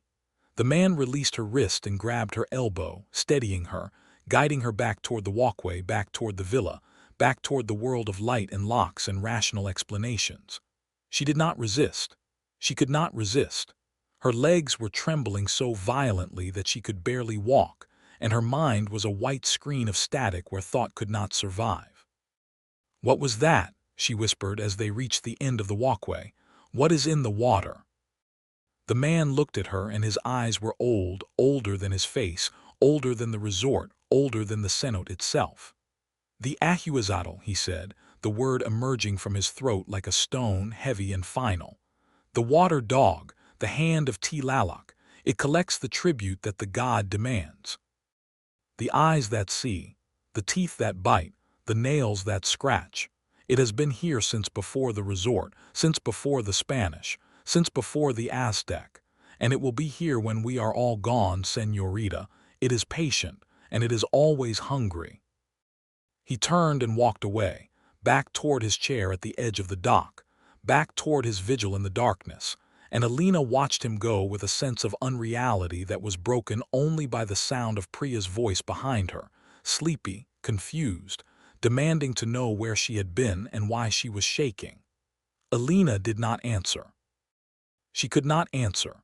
She could only stare at the black water at the floating dock, at the bundle that was no longer visible in the darkness, but that she knew was still there, still crying, still waiting for the next hand to reach out in compassion and find something that had no name in any language she had ever learned. She slept that night with the lights on, and she dreamed of water that was not water, of hands that reached from below, of a creature with rubbery skin and a tail that ended in a hand that gripped and pulled and did not let go until the tribute was paid, until the tax was collected, until the cenote had received what it demanded, and the silence returned to its surface like a lid closing on a grave. Dr. Aristhone woke before dawn with the certainty that something had been revealed to her in sleep, something that her conscious mind had been too cautious, too institutionalized, too thoroughly trained in the methods of academic skepticism to apprehend while awake. She lay in the darkness of her villa, the blackout curtains drawn against the moonlight that seemed to press against the glass with a physical weight, and she reviewed the fragments of her dream with the methodical care of a scholar translating a damaged manuscript. She had been swimming in the cenote, but not in the way that a person swims in water. She had been moving through the blackness as though it were air, as though gravity had been suspended, as though the laws of buoyancy and pressure had been rewritten by an authority older than physics. And below her, at a depth that she could not measure but could somehow perceive, there had been a structure. Not a natural formation, not the stalactites and flowstone that she would have expected in a limestone cavern, but something constructed, something carved, something made by hands that had worked in darkness and silence, and the absolute conviction that what they were building would outlast the civilization that produced it by millennia. She had seen carvings. That was the clearest image, the one that had survived the transition from dream to waking with the most fidelity. Carvings on the walls of the cenote, below the waterline, depicting a creature that was not quite a dog and not quite a monkey and not quite anything that had ever been catalogued by Western science. A creature with rubbery black skin, with hands that were too long and too jointed, with a tail that ended not in a tuft but in a fifth hand that gripped and grasped with an autonomy that suggested not anatomy but intention. The creature was shown in panels, in sequences that told a story not in words but in images, and the story was one of collection, of tribute, of a god who demanded payment not in gold or blood or the abstract currency of prayer, but in the specific, material markers of human identity. The eyes that see the world, the teeth that process the world, the nails that scratch and grip and leave traces on the surfaces of the world. These were the tribute that Tlaloc required, and the Ahuizotl was the tax collector, the intermediary, the creature that emerged from the black water to harvest what was owed and return with it to the depths where the god waited, patient and terrible, and absolutely certain of his eventual receipt. Aristhone sat up in bed, her heart hammering, her mind racing with the implications. She knew, with a certainty that was not rational but was instead the product of decades of immersion in a culture that had taken the spiritual seriously, that the dream was not merely a dream. It was a communication, a transmission, a message from the cenote itself that had been delivered through the only channel available to it, the unconscious mind of someone who had spent her life learning to read what others could not see. The carvings were real. They were down there in the black water, waiting to be found, waiting to be documented, waiting to be brought into the light where they could be translated, interpreted, integrated into the scholarly record that was Aristhone's life's work and her immortality. She dressed in the dark, pulling on the neoprene suit that she had brought for exactly this purpose, though she had told the others it was for preliminary site assessment and bathymetric survey. The truth, which she had not shared with anyone, was that she had come to this place not to study the cenote from its edge but to enter it, to descend into its blackness, to touch the walls that her dream had shown her, and to confirm, with her own hands, that the missing volume of the Florentine Codex had left traces that were not textual, but were instead material, carved in stone by artisans who had understood that the most enduring records were those that were hidden from the destroyers, by the simple expedient of placing them where no destroyer would think to look. She checked her equipment in silence. The dive light, the underwater camera, the slate and pencil for making notes, the knife that she strapped to her calf with a ritual precision that suggested not utility but talisman. She did not wake the others. She did not leave a note. She understood, with a clarity that was almost prophetic, that what she was about to do could not be shared, could not be witnessed, could not be subjected to the objections and precautions of minds that were not prepared to receive what the cenote offered. She walked alone through the pre-dawn darkness, her boots making no sound on the walkways, her breath held against the silence that seemed to listen as she passed. The cenote was waiting for her. That was the only way to describe the feeling that rose in her chest as she stood at the edge of the floating dock, looking down into the black water that did not reflect the first gray of dawn, but instead seemed to absorb it, to drink it, to render it into nothing. The water was still, perfectly still, and yet she could feel a movement below the surface, a current that was not caused by wind or tide, but was instead the respiration of something vast and ancient that lived in the depths and rose, occasionally, to breathe. She turned on her dive light, a powerful LED that produced a beam of white light intense enough to cut through murky water, and she checked her harness, her weight belt, her air tank. She had brought enough air for 40 minutes at depth, a conservative estimate that should have allowed her to reach the walls and return with time to spare. But as she looked into the blackness, she understood that time was not measured in minutes in this place. Time was measured in something else, something older, something that did not correspond to the ticking of clocks or the beating of hearts. She descended. The entry was not a splash but was instead a penetration, a passing from one medium to another with a resistance that was almost deliberate, as though the water were making a decision about whether to admit her. She sank slowly, controlling her descent with practiced kicks, her dive light cutting a cone of illumination through the blackness that surrounded her like a physical substance. The first 10 meters were featureless, the walls of the cenote smooth and pale, the limestone leached of color by the absence of light. She checked her depth gauge. 12 meters, 15, 20. The pressure was building in her ears, in her sinuses, in the spaces between her bones, and she equalized with a swallow that sounded obscenely loud in the compressed silence of the underwater world. At 25 meters, the walls began to change. They were no longer smooth but were instead carved, inscribed with patterns that her light revealed in fragments, each flash of illumination exposing a detail that her brain struggled to process before the beam moved on. Geometric designs at first, the interlocking patterns of step-fret motifs that she recognized from Aztec architecture, from Mixtec codices, from the pottery shards that she had spent decades cataloging. But below the geometric layer, below the abstraction, there were figures, creatures. The Ahuizotl, rendered in stone with a fidelity that suggested not artistic imagination but direct observation, as though the carver had stood at the water's edge and watched the thing emerge and had tried, with the limited vocabulary of stone and chisel, to capture what he had seen. Aristhone's heart hammered against her ribs, the sound transmitted through her body with a clarity that was almost painful. She swam closer to the wall, her light playing across the carvings, her fingers reaching out to touch the stone with a reverence that was indistinguishable from fear. The creature was depicted in panels, in sequences that spiraled downward, following the contour of the cenote wall into depths that her light could not penetrate.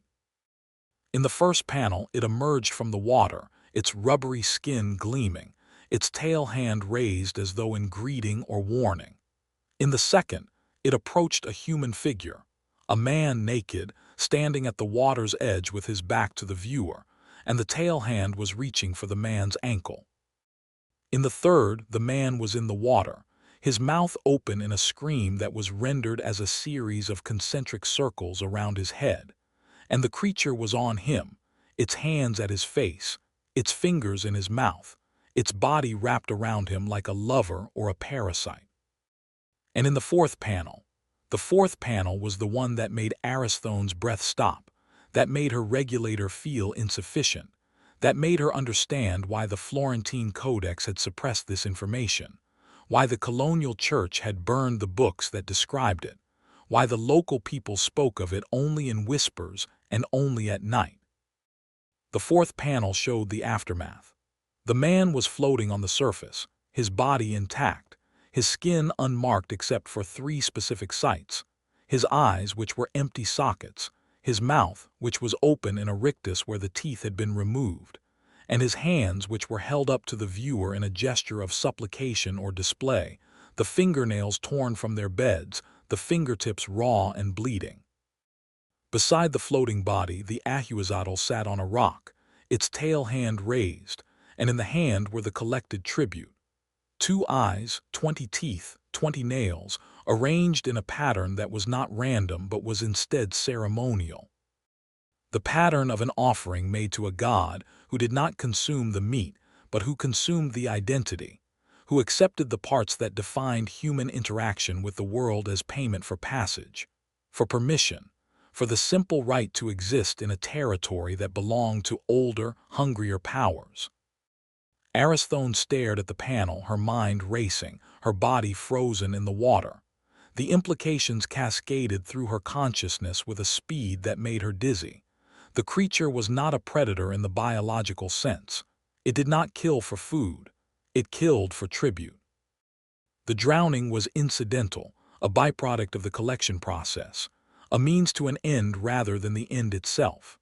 The true harvest was the eyes, the teeth, the nails, the parts that Tlaloc required, the parts that constituted the toll for passage through the rain god's domain. And the cenote, this black obsidian lens pointed at the center of the earth, was not merely a geological feature. It was a gateway, a portal.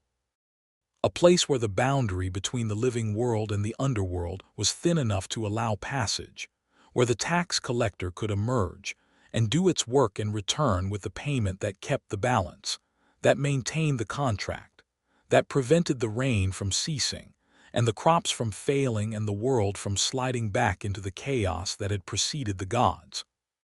She photographed the panels with shaking hands, her underwater camera clicking with a sound that was swallowed by the pressure and the darkness. She made notes on her slate, her pencil moving in jerky, desperate strokes that she hoped she would be able to read later. And she descended further, following the spiral of carvings deeper into the blackness, her light revealing new panels with each meter of descent. The Ahuizotl swimming with its tribute, carrying the eyes and teeth and nails in a basket woven from reeds. The Ahuizotl presenting the tribute to a figure that was not depicted in full, but was suggested by a glyph, a symbol that Aristhone recognized with a shock that made her forget to breathe. The sign of Tlaloc, the rain god, the lord of the earthly paradise, the keeper of the dead who had drowned. Her air was running low. The gauge showed 15 minutes remaining, then 10, then 5. She should have turned back. She should have ascended slowly, carefully, following the protocol that had been drilled into her during her certification dives. But the carvings continued, spiraling deeper, and she could not stop, could not turn away, could not leave the story unfinished. She descended to 40 meters, to 45, to 50, and the pressure was crushing now, squeezing her chest, compressing her thoughts, reducing her world to the cone of light and the stone and the endless, patient blackness that waited below. And then she saw it. Not a carving, not a panel, something else. Something that was carved not in stone but in the water itself, in the way the light refracted, in the way the pressure changed, in the way the blackness seemed to coalesce into a shape that was not there but was also not there. It was the Ahuizotl. Or rather, it was the suggestion of the Ahuizotl, a shadow in the water that moved with a fluidity that was not caused by current, that approached her with a deliberation that was not predatory but was instead something worse, evaluative, curious, the examination of a tax collector who has found a new source of revenue. Aristhone felt her body go rigid with a terror that was not rational but was instead physiological, the ancient response of a mammal who has encountered an apex predator in its own environment, and she kicked backward, away from the shape, away from the wall, toward the surface that was 50 meters above and might as well have been on the moon. She did not ascend slowly. She ascended with a speed that was dangerous, that invited decompression sickness, that risked an embolism or a ruptured lung or any of the 100 mechanical failures that scuba divers fear. But the fear of the bends was nothing compared to the fear of the shape below her, the shadow that followed that matched her ascent with a descent of its own, that seemed to swim not through the water but through the darkness itself, using the blackness as a medium, as a home, as a hunting ground. She kicked harder, her legs burning, her lungs screaming, her light swinging wildly and revealing nothing but water and more water and the distant, unreachable surface. She broke through with a gasp that was more scream than breath, her hands clawing at the edge of the dock, her body hauling itself out of the water with a violence that left her sprawled on the wood, vomiting water and bile and something else, something that tasted of copper and decay and the particular mineral tang of deep places. She lay there for a long time, her chest heaving, her vision sparking with the bright spots of oxygen deprivation, her mind a white screen where thought could not survive. And when she finally found the strength to look back at the water, she saw nothing. Only the black surface, only the silence, only the obsidian lens that reflected nothing and swallowed everything. But her slate was in her hand, and her camera was on her wrist, and she knew with a certainty that was not academic but was instead visceral, cellular, written into the deepest code of her being, that what she had seen was real. The carvings were real. The Ahuizotl was real. And the tribute was real, and it was demanded, and it would be collected, and the only question was who would be found sufficient to pay the toll. She did not tell the others. Not immediately. She retreated to her villa, changed out of her wet suit, sat in the shower until the hot water ran cold and her skin was pink and raw, and she tried to process what she had experienced. The rational explanations presented themselves with the eager helpfulness of a mind that had been trained to reduce the extraordinary to the ordinary. Nitrogen narcosis, a well-documented phenomenon that produced hallucinations at depth. The power of suggestion, her own obsession manifesting in visual form. A trick of the light, a refraction pattern caused by the temperature stratification of the water. But she knew. She had felt the shadow's attention, had felt the evaluative weight of its gaze, had understood with a clarity that bypassed language that the thing in the water was not a hallucination, but was instead a being with intention, with purpose, with a job to do. She emerged from her villa at midday, her face pale, her hands shaking, her eyes carrying a distance that the others noticed but did not comment on. They were gathered on the terrace of the main lodge, eating a breakfast that had been prepared by the staff and left for them with a quiet efficiency that suggested the staff did not want to be present when the guests ate, did not want to witness the consumption, did not want to be associated with whatever happened next. Marcus was there, relaxed in a way that was unusual for him, his body loose, his face tilted toward the sun with an expression of pleasure that was almost childlike. He had been a soldier, had learned to take comfort where he found it, and the morning sun on the terrace was comfort enough. "You look like hell, Professor," Marcus said, his voice carrying the easy familiarity of a man who had spent enough time in Aristhone's company to drop the formalities. "Bad dive." "Productive," Aristhone said, the word emerging as a croak. "Very productive." She sat with them, accepted a cup of coffee that she did not drink, pushed eggs around her plate with a fork that she did not lift to her mouth. The others talked around her, discussing their plans for the day. Priya wanted to set up a photogrammetry station on the cliff edge to capture the geometry of the cenote. Jonah wanted to examine the inscriptions on the lintel above the main lodge, which he suspected were colonial-era graffiti, but which might contain older indigenous layers. Alina stopped mid-sentence, her eyes fixed on the water, her face going pale. "What is it?" Priya asked, following her gaze. "Nothing," Alina said, her voice tight. "I thought I saw nothing, it's nothing." But Aristhone had seen it too. A ripple on the surface. Not caused by wind, there was no wind. Not caused by a fish, there were no fish, or none that had ever been observed. A ripple that originated from below, that spread outward in concentric circles that were too regular, too deliberate, too mechanically perfect to be natural. And at the center of the ripple, for a fraction of a second, she had seen something.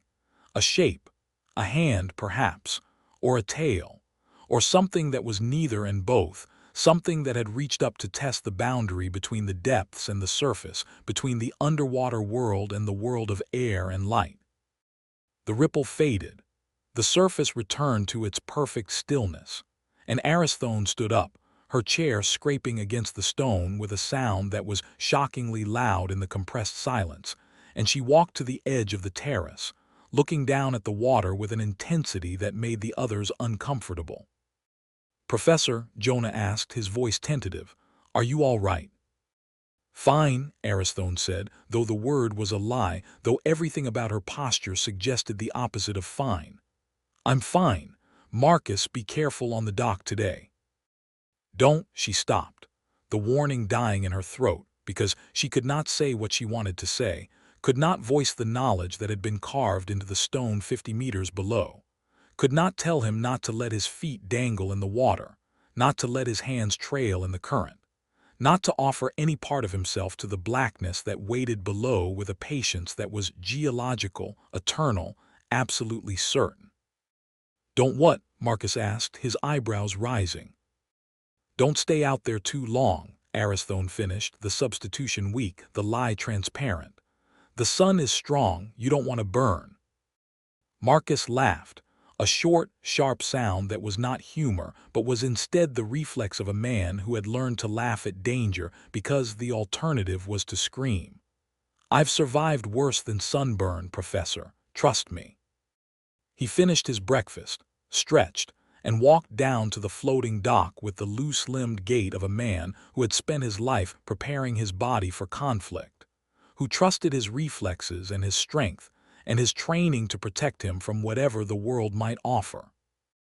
Aristhone watched him go with a sense of dread that she could not name, could not articulate, could not share with the others because to share it would be to confess that she had seen something in the water that had no place in the rational world, that she had touched a truth that was older and hungrier than anything her academic training had prepared her to understand.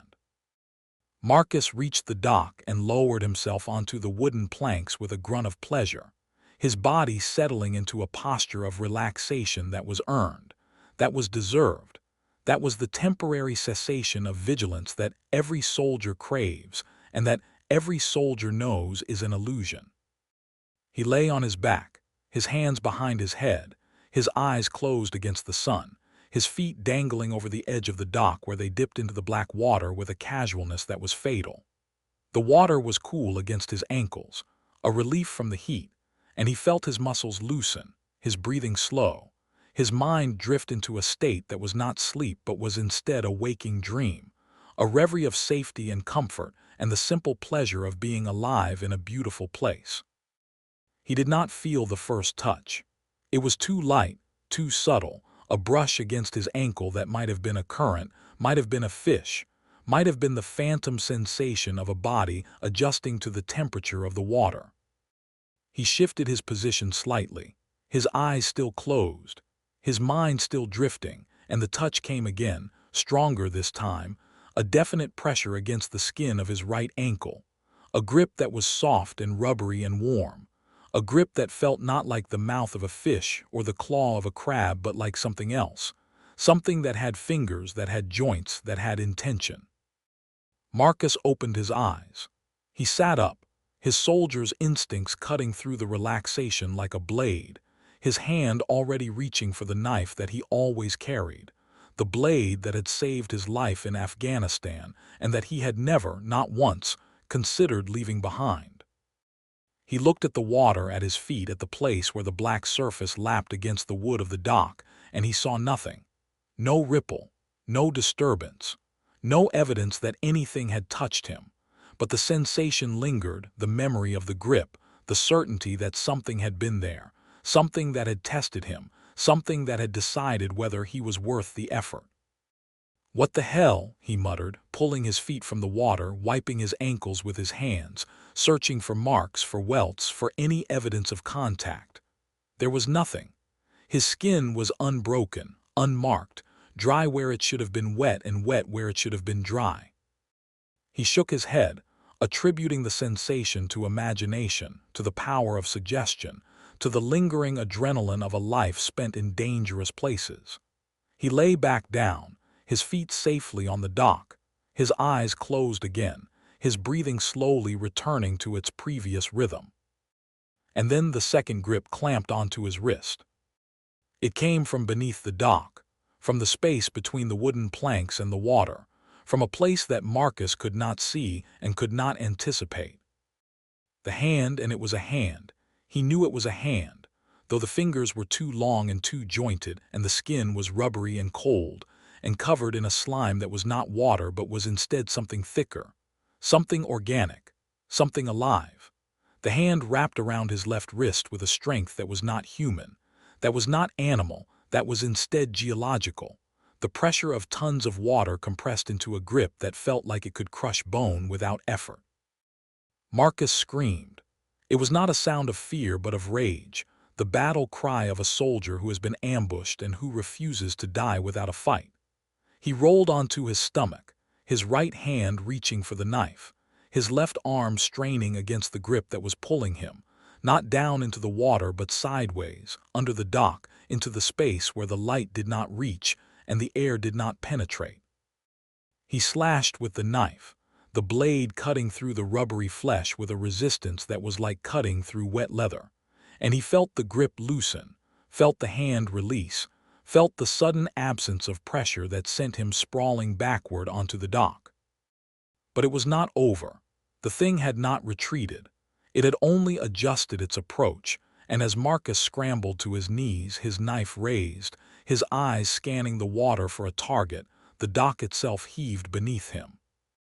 Not a wave, not a current, but a force from below, an impact that lifted the wooden platform and dropped it with a violence that sent Marcus tumbling forward, his head cracking against the edge of a bench, his vision exploding into stars.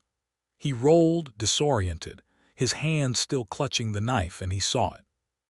He saw it clearly, for one fraction of a second, as it emerged from beneath the dock as its head, round, hairless, with eyes that were not eyes but were instead pits of blackness that reflected nothing, as its head rose above the level of the planks and its mouth opened, not in a snarl but in a shape that was almost human, almost a smile, and its tail hand, the fifth hand at the end of its muscular tail, reached up and wrapped around his ankle with a grip that was absolute.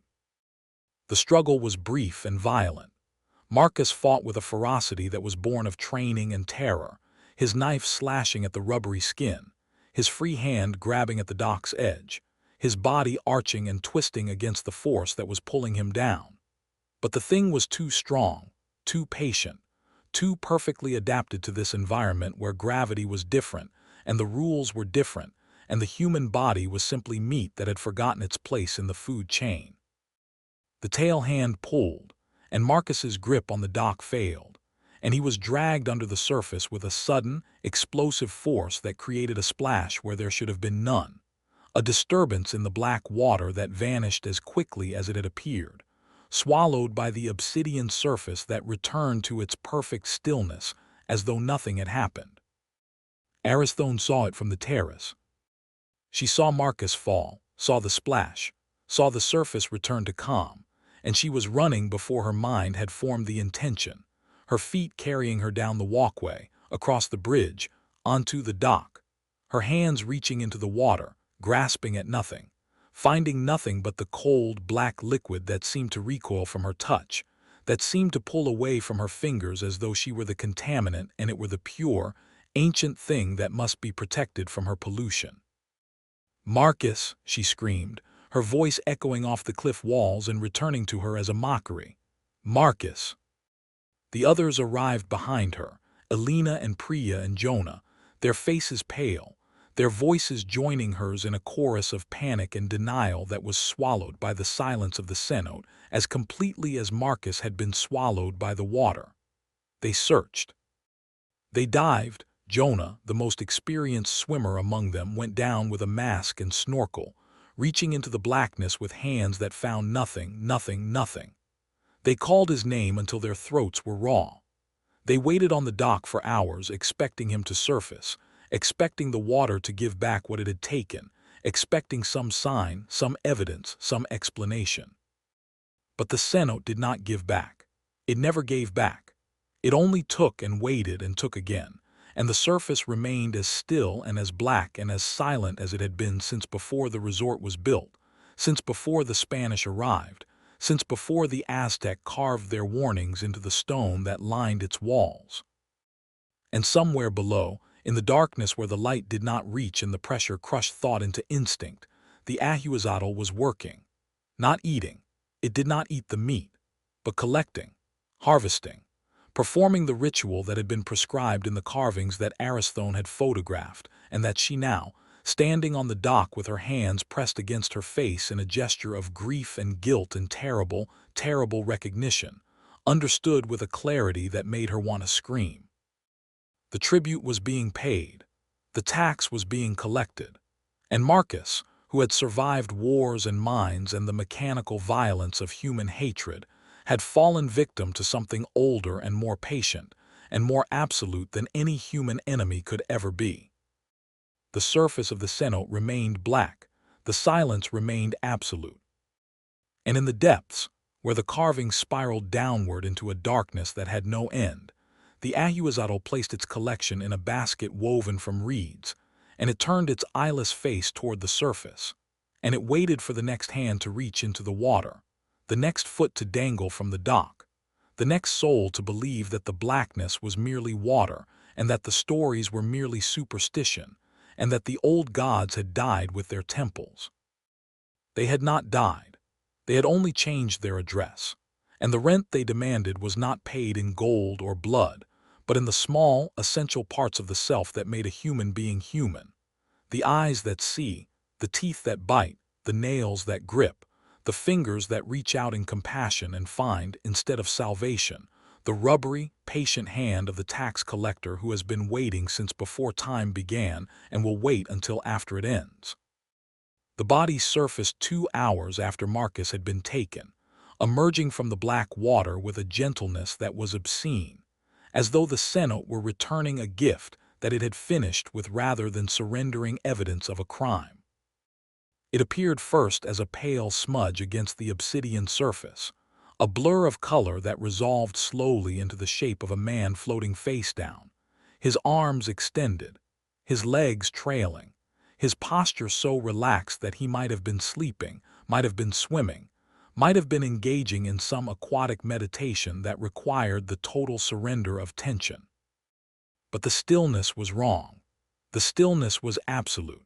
And as the current, if there was a current, if the black water moved at all, as the current pushed the body toward the edge of the dock where they waited, the stillness became something else, something that was not peace but was instead the aftermath of violence so complete that it had left no room for resistance. Aristhone was the first to move. She had been sitting on the dock since Marcus had vanished, her legs folded beneath her, her hands pressed together in a posture that was not prayer, but was instead the physical manifestation of a mind that had retreated into itself, that had reduced the world to a single point of focus, and would not allow that focus to waver. She rose when she saw the pale shape, her joints stiff from immobility, her movements mechanical, controlled, the movements of someone who has seen too much to be surprised by anything, but who has not yet seen enough to become numb. She walked to the edge of the dock, knelt down, and reached into the water to turn the body over. The face that emerged was Marcus's face. That was the first horror, the recognition that this was indeed the man who had joked about sunburn that morning, who had stretched on the dock with the contentment of a soldier on leave, who had trusted his body and his training and his knife to protect him from a danger that had no name in any military manual. It was his face, but it was not his face. The structure was the same, the broad cheekbones, the scar above the left eyebrow, the mouth that had laughed and cursed and commanded in equal measure.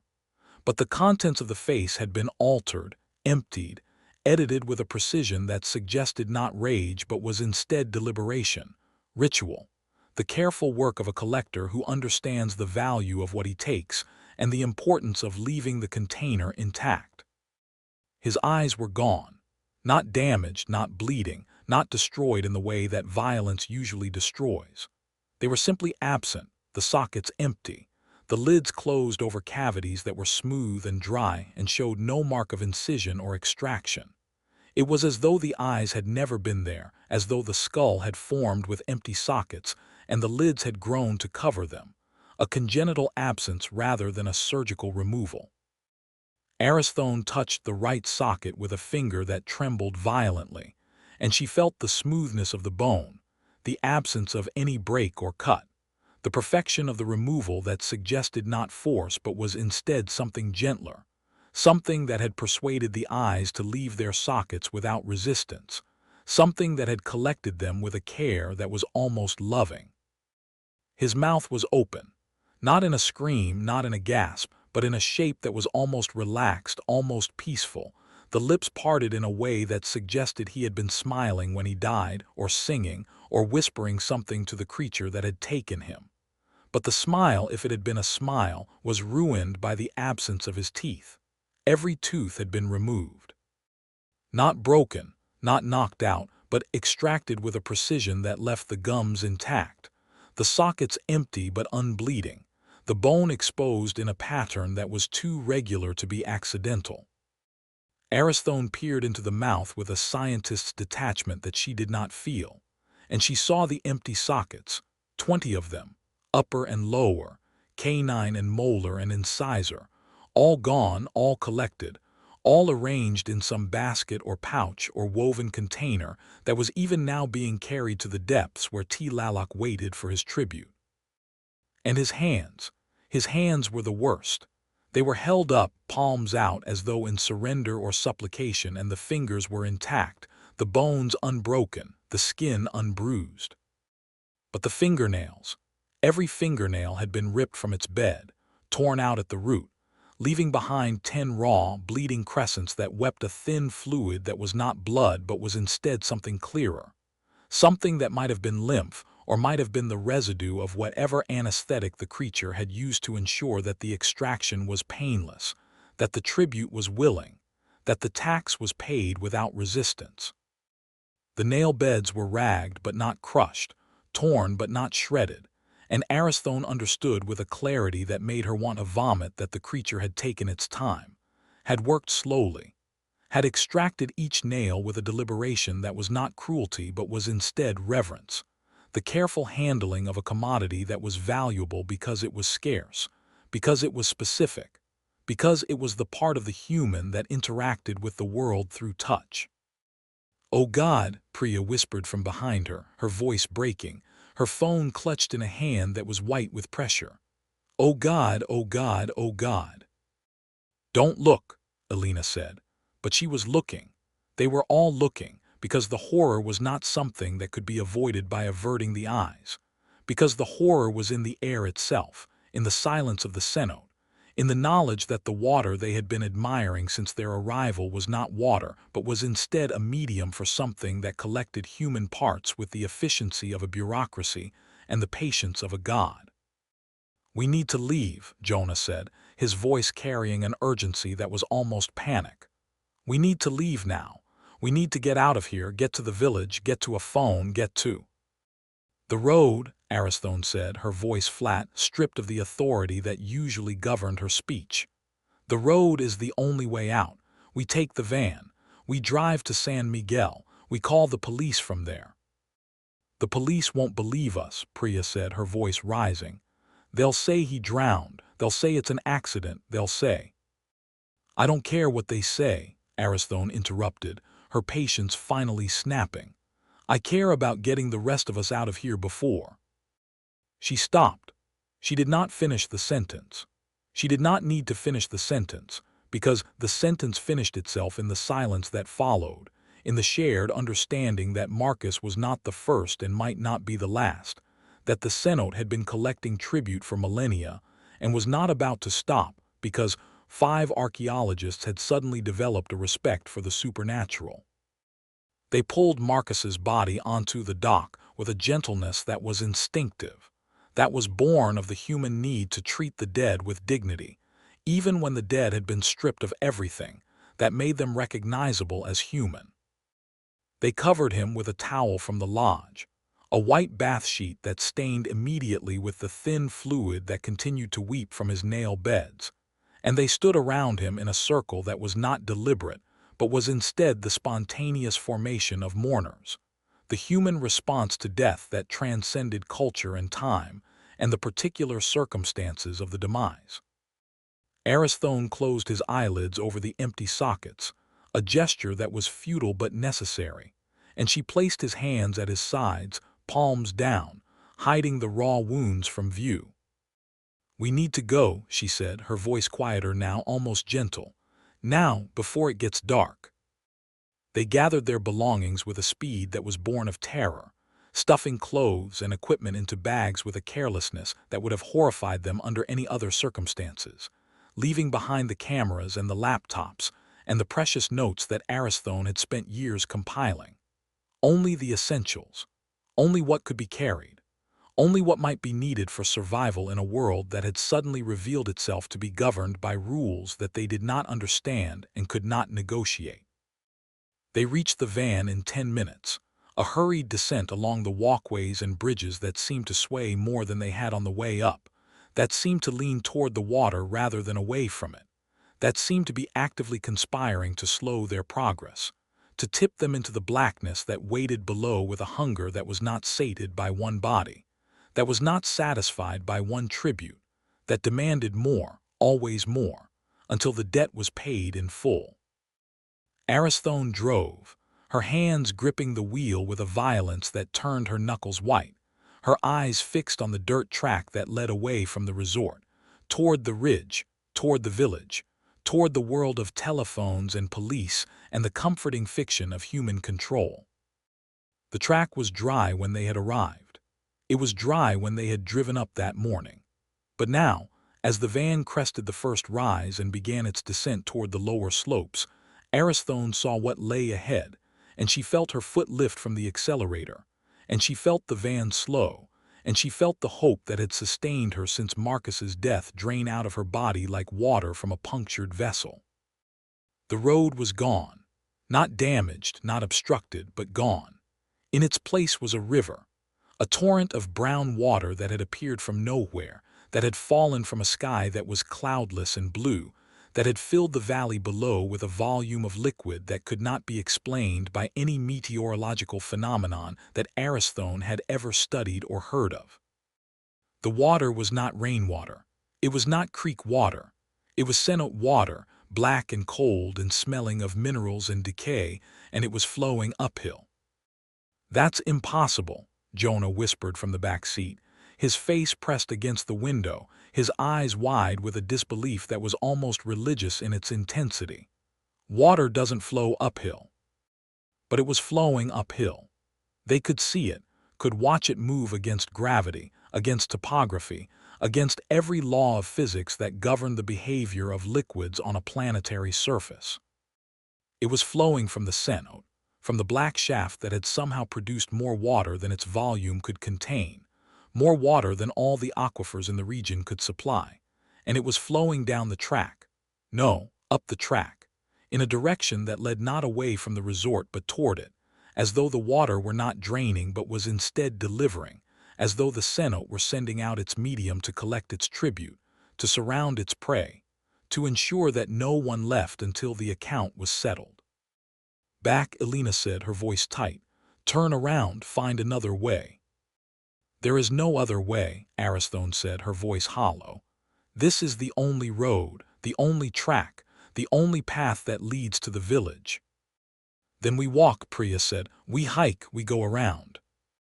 "Through that," Jonah pointed at the water, at the torrent that was now lapping against the wheels of the van, that was rising with a speed that was not natural, that was increasing in volume even as they watched. "We can't walk through that. We'd be swept away.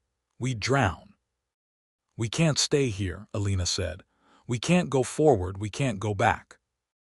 They sat in the van, 5 people in a metal box that was rapidly becoming an island, surrounded by water that was not water, cut off from the world by a phenomenon that had no explanation in any language they spoke. And as they sat, the rain began. Not a drizzle, not a shower, but a torrential downpour that fell from a sky that had been clear moments before, that struck the roof of the van with a sound like hail, that turned the windshield into a curtain of water through which nothing could be seen. The rain was warm, almost hot, and it smelled of the cenote, of the deep places, of the mineral tang that Aristhone had tasted on her regulator during her dive. "Tlaloc," Elena whispered, her hands pressed against her chest in a gesture that was not prayer but was instead warding protection, the instinctive response of a body that recognized danger at a level deeper than thought. It's Tlaloc, the rain god. He's controlling the water. He's keeping us here. That's superstition, Aristhone said, but her voice lacked conviction, the words emerging as though from a great distance, as though spoken by someone else. Then explain it, Alina challenged, her eyes flashing with a desperation that was not entirely fear. Explain the water flowing uphill. Explain the rain from a clear sky. Explain the cenote that produces more water than physics allows. Aristhone could not explain it. She did not try. She only sat behind the wheel, her hands fallen to her lap, her eyes fixed on the water that was rising around the van, and she understood with a clarity that was almost religious that they were trapped. Not by geography, not by weather, but by something that had decided they would stay, that had determined they were part of the tribute, that had calculated the value of their presence and found it sufficient to justify the expenditure of supernatural force. They retreated to the resort. There was no other option. The water had risen to the level of the van's axles, then its undercarriage, then its floorboards, and they had climbed out onto the roof, then onto the walkway, then into the lodge, watching the vehicle float away with a buoyancy that was impossible, that suggested the water was not merely deep, but was instead dense, thick, almost solid, a medium that could support weight far beyond what normal water could sustain. They stood on the terrace of the lodge, the five of them, and they watched the flood rise, and they understood that the resort was now an island, that the water had cut them off from the world, that they were alone in a place where the rules had changed, and the only law was the will of the thing that lived in the blackness below. The rain continued. It did not stop, did not slacken, did not vary in its intensity. It fell with a mechanical precision that suggested not weather but was instead intention, the deliberate application of moisture to a landscape that had already reached saturation, that could absorb no more, that was surrendering to the water with a passivity that was almost sexual in its completeness. The cenote rose. The water level climbed the cliff face, swallowing the lower villas, lapping at the foundations of the lodge, transforming the walkways into canals and the bridges into archways through which the black liquid flowed with a silence that was worse than any sound. They barricaded themselves in the main lodge. They pushed furniture against the doors, stacked tables and chairs in front of the windows, created a fortress of wood and glass that was meant to keep out the water but that they all understood was not sufficient, was not even relevant, because the thing they feared was not coming from outside. It was already inside. It had always been inside. The water was simply its medium, its vehicle, its way of moving through a world that was not its own, but that it had learned to navigate with a patience that was geological, eternal, absolutely certain. It was Priya who found the first handprint. She had gone to the bathroom, a brief excursion that should have taken 2 minutes, and she had been gone for 10, then 15, then 20. Alina found her standing in the hallway outside the bathroom, her phone held up in a shaking hand, its flashlight illuminating a section of wall that had been smooth plaster when they had arrived, but was now covered in a pattern of marks that made no sense, that had no explanation, that belonged to a world that had no place in the architecture of a luxury eco-resort. They were handprints. That was the only way to describe them, though the word was insufficient, the concept inadequate. They were impressions in a black, oily slime that coated the wall in a film no thicker than a fingernail, a substance that smelled of rotting vegetation and mineral oil and something else, something that Priya could not identify but that made her want to retch, that triggered a gag reflex so violent she had to press her hand against her mouth to keep from vomiting. The prints were not human. They were too small, too narrow, too elongated, the fingers too jointed, the palms too narrow, the overall shape suggesting not a primate hand but was instead something else, something that had evolved for climbing, for grasping, for moving through environments that required a grip that could not be broken. And they were on the ceiling. Alina looked up, following the beam of Priya's flashlight, and she saw them. handprints on the ceiling, as though something had crawled along the surface above their heads while they slept, while they planned, while they barricaded themselves against a threat that had already bypassed their defenses. The prints were fresh, the slime still wet, the edges still bleeding into the plaster, and Alina understood with a certainty that made her knees weak that the creature had been in the lodge, was still in the lodge, was moving through the spaces above and below and between them with a freedom that suggested the architecture was not a barrier, but was instead a highway. "It can climb," she whispered, her voice barely audible. "It can climb walls, it can climb ceilings." "That's impossible," Jonah said, but he was looking at the prints, and his voice lacked the conviction that the words required. "It's on the ceiling," Priya said, her voice rising toward hysteria. "It's on the fucking ceiling, Jonah. How is that possible?" They moved through the lodge with a new fear, a fear that was not of the water outside but of the spaces inside, of the corners and the closets and the gaps between the walls where something rubbery and jointed and patient was moving with a silence that was not natural. They found more prints in the kitchen, on the walls above the counters, on the ceiling of the pantry, on the inside of the refrigerator door that something, had opened and closed with a care that was almost domestic, almost playful. They found prints in the hallway, leading to the bedrooms, and when they followed them they found that the prints did not stop at the door but continued inside, on the walls, on the ceiling, on the headboard of the bed where Alina had slept the night before. And they heard the crying. It was not from the water, not anymore. The crying was inside the walls, inside the spaces between the drywall and the studs, inside the pipes that ran through the ceiling, inside the very structure of the building itself. It was the same sound that Alina had heard on the first night, the same heartbreaking wail of a newborn baby, but it was no longer coming from the dock. It was coming from inside the room, from behind the mirror, from beneath the floorboards, from places that had no business producing sound, from spaces that should have been empty, but were instead occupied by something that had learned to mimic innocence with a precision that was diabolical. "It's in the walls," Alina whispered, her hands pressed against her ears, her eyes squeezed shut. "It's in the fucking walls." Aristhone stood in the center of the room, surrounded by the evidence of their violation, and she felt something break in her mind.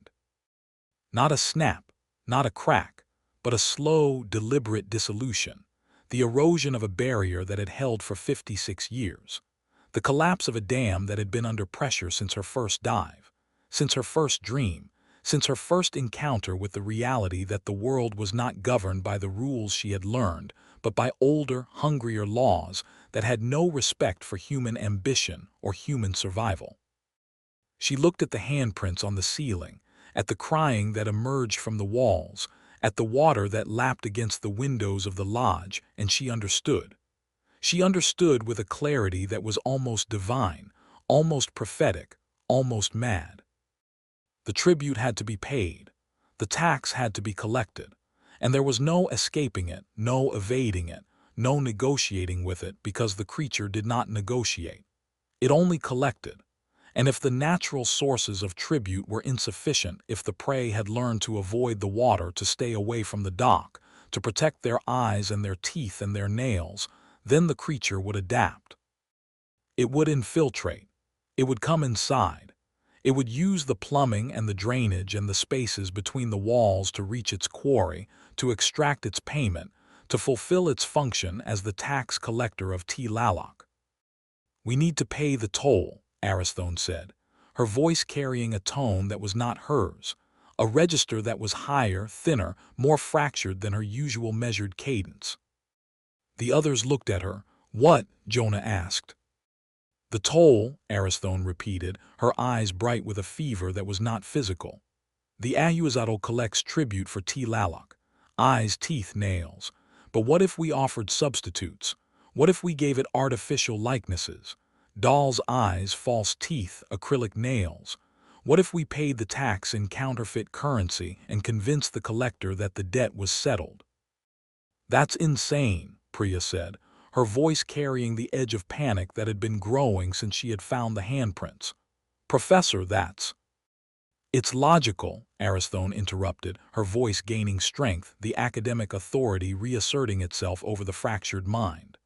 "The creature operates according to rules. It collects specific items. It doesn't kill indiscriminately. If we can satisfy its requirements with substitutes, we can survive. We can buy our passage. We can pay the toll."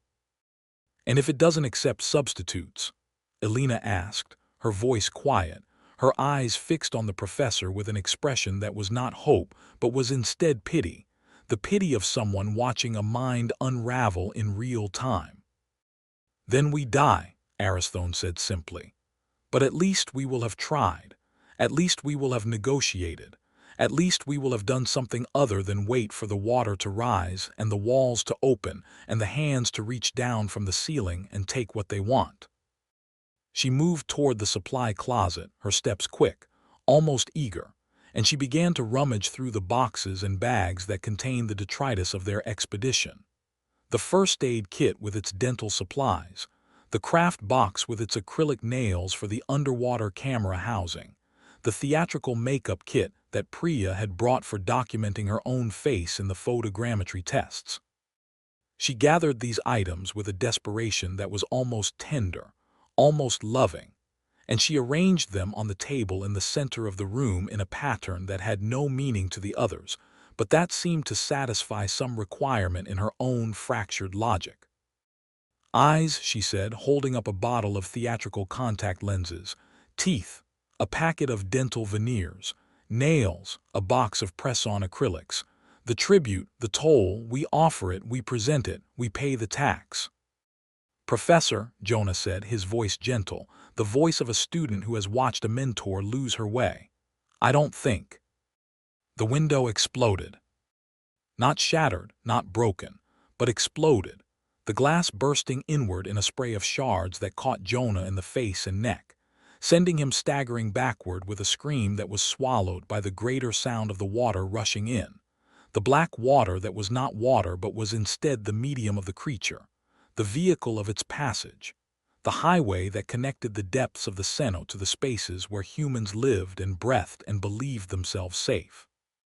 The water poured through the broken window in a torrent that was not natural, that did not behave like water, that moved with a purpose and a direction that suggested intelligence, intention, will.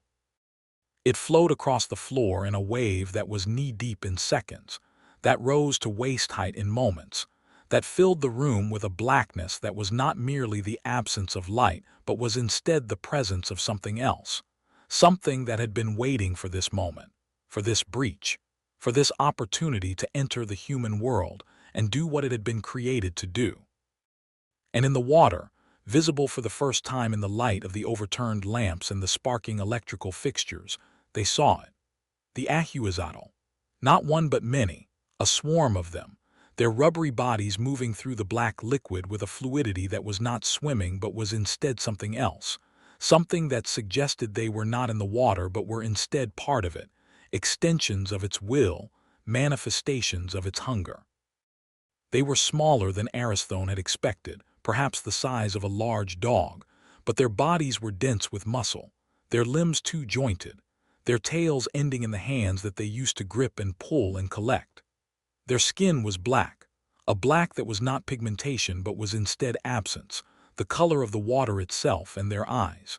Their eyes were not eyes but were instead pits, voids, spaces where eyes should have been but where only darkness lived. They poured into the room, and the screaming began.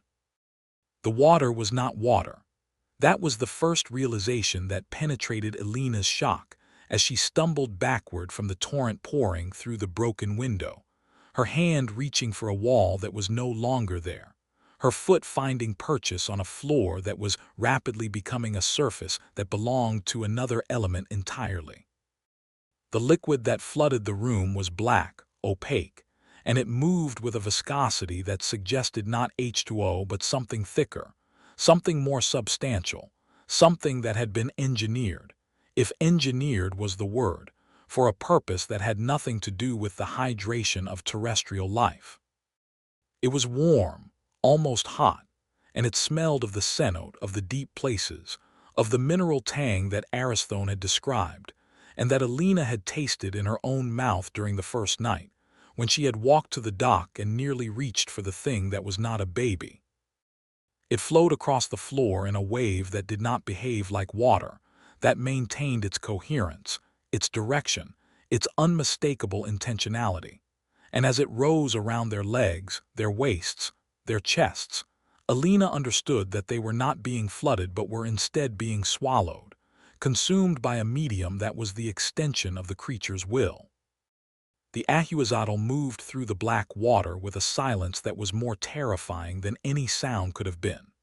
Their rubbery skin absorbed the noise of their passage, rendered them invisible to the ear as well as to the eye, and they flowed through the flooded room like shadows made flesh, like nightmares given substance by the water that was their home. Alina saw one of them pass within arm's reach, its body low to the floor, its limbs moving in a pattern that was not quadrupedal and not bipedal but was instead something else, something that suggested a fluidity of locomotion that had no analog in the mammalian world. The skin was black and smooth and wet, not scaled and not furred, but instead covered in a slime that was the same substance as the water itself, a secretion that allowed it to move through its medium with zero resistance, with perfect efficiency, with the absolute silence of a thought passing through a mind.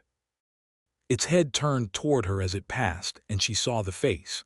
It was round, almost spherical, with no protruding snout, no defined muzzle, only a mouth that ran horizontally across the lower half of the sphere, a mouth that opened not in a snarl but in a shape that was almost contemplative, almost curious.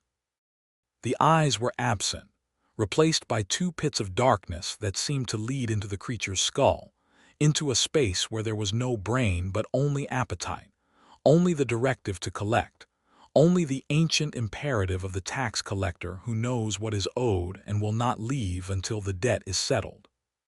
And then it was past her, moving toward Aristhone, who was standing in the center of the room with her hands raised, the theatrical lenses and dental veneers and acrylic nails clutched in her fists like offerings, like tribute, like the desperate currency of a bankrupt debtor. "I pay the toll," Aristhone screamed, her voice cracking, her composure finally shattered by the proximity of the thing she had spent her life studying and now faced in the flesh. "I pay the tribute. Eyes, teeth, nails, take them. Take the substitutes and let us pass."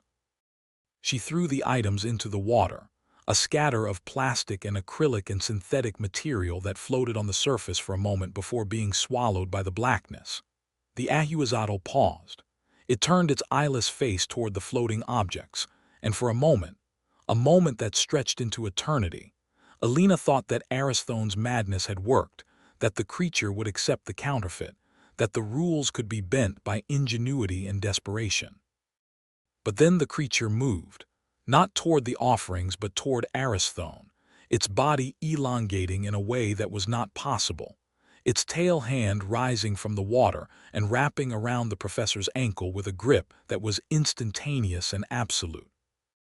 "No," Alina screamed, lunging forward, her hands reaching for Aristhone, her fingers brushing the sleeve of the professor's shirt before the creature pulled, and Aristhone was gone, dragged under the surface with a speed that was blinding, that left no time for resistance, that reduced a human being from standing to submerged in the space of a single heartbeat. The water closed over her head with a sound that was not a splash but was instead a gulp, a swallow, a consumption, and Alina was left standing in the black flood with her hands empty and her mind screaming, and her body paralyzed by the knowledge that the creature did not accept substitutes, that the tax could not be paid in counterfeit currency, that the tribute it demanded was specific and real and could not be forged. "Move," Jonah's voice cut through her paralysis, his hand grabbing her wrist, his body pulling her toward the interior of the lodge, away from the broken window, away from the creatures that were pouring through the breach, away from the water that was rising with a speed that defied physics. "Move, now." They ran. Or rather, they waded, they stumbled, they splashed through the black water that was now waist-deep and rising, that filled the lower level of the lodge with a darkness that was not merely the absence of light but was instead a presence, a medium, a living thing that flowed around their legs with a warmth that was almost intimate, almost sensual, almost welcoming. Jonah led them toward the stairs that led to the lower level, not up but down, a direction that made no sense, that contradicted every instinct for survival, that seemed to be leading them deeper into the trap rather than out of it. "Down," Priya shrieked, her voice breaking. "We can't go down, the water is rising." "The basement has a drainage tunnel," Jonah gasped, his hand still gripping Alina's wrist, his other hand waving toward a door that was already half submerged, its frame dark with the oily slime that marked the creature's passage. "It leads to the cliff face. It's our only way out." They plunged through the door, into the flooded basement, into a space that was not a room but was instead a maze of pipes and conduits and support beams that had been designed to hold the lodge above the cenote, but that now seemed to be holding them inside it. A cage of concrete and steel that was rapidly filling with the black water that had no source and no limit. The water here was deeper, shoulder-high, and it moved with a current that was not caused by gravity, but was instead directional, purposeful, flowing toward the interior of the space rather than toward any outlet. The walls were concrete, stained with mineral deposits that glowed faintly in the light of Jonah's phone, and the ceiling was low, oppressive, a mass of pipes and ductwork that reduced the headroom to less than a meter above the waterline. And the ceiling was moving.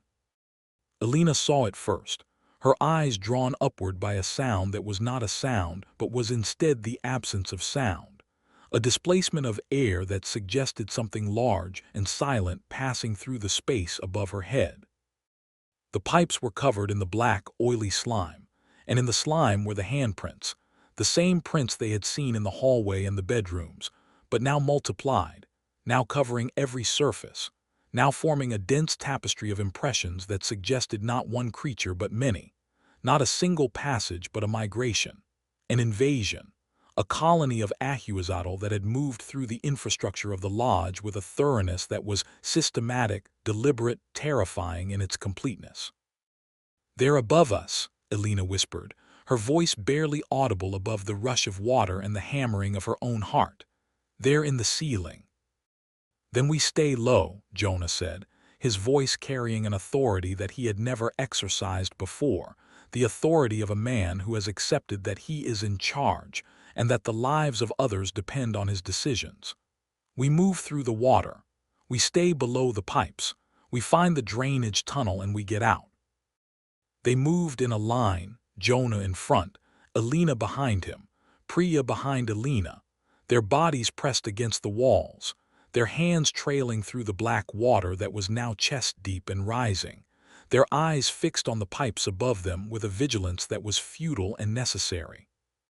The basement was a labyrinth, a network of interconnected spaces that had been built for storage and maintenance, but that now felt like a dungeon, a catacomb, a place where the dead were stored and where the living had no business being.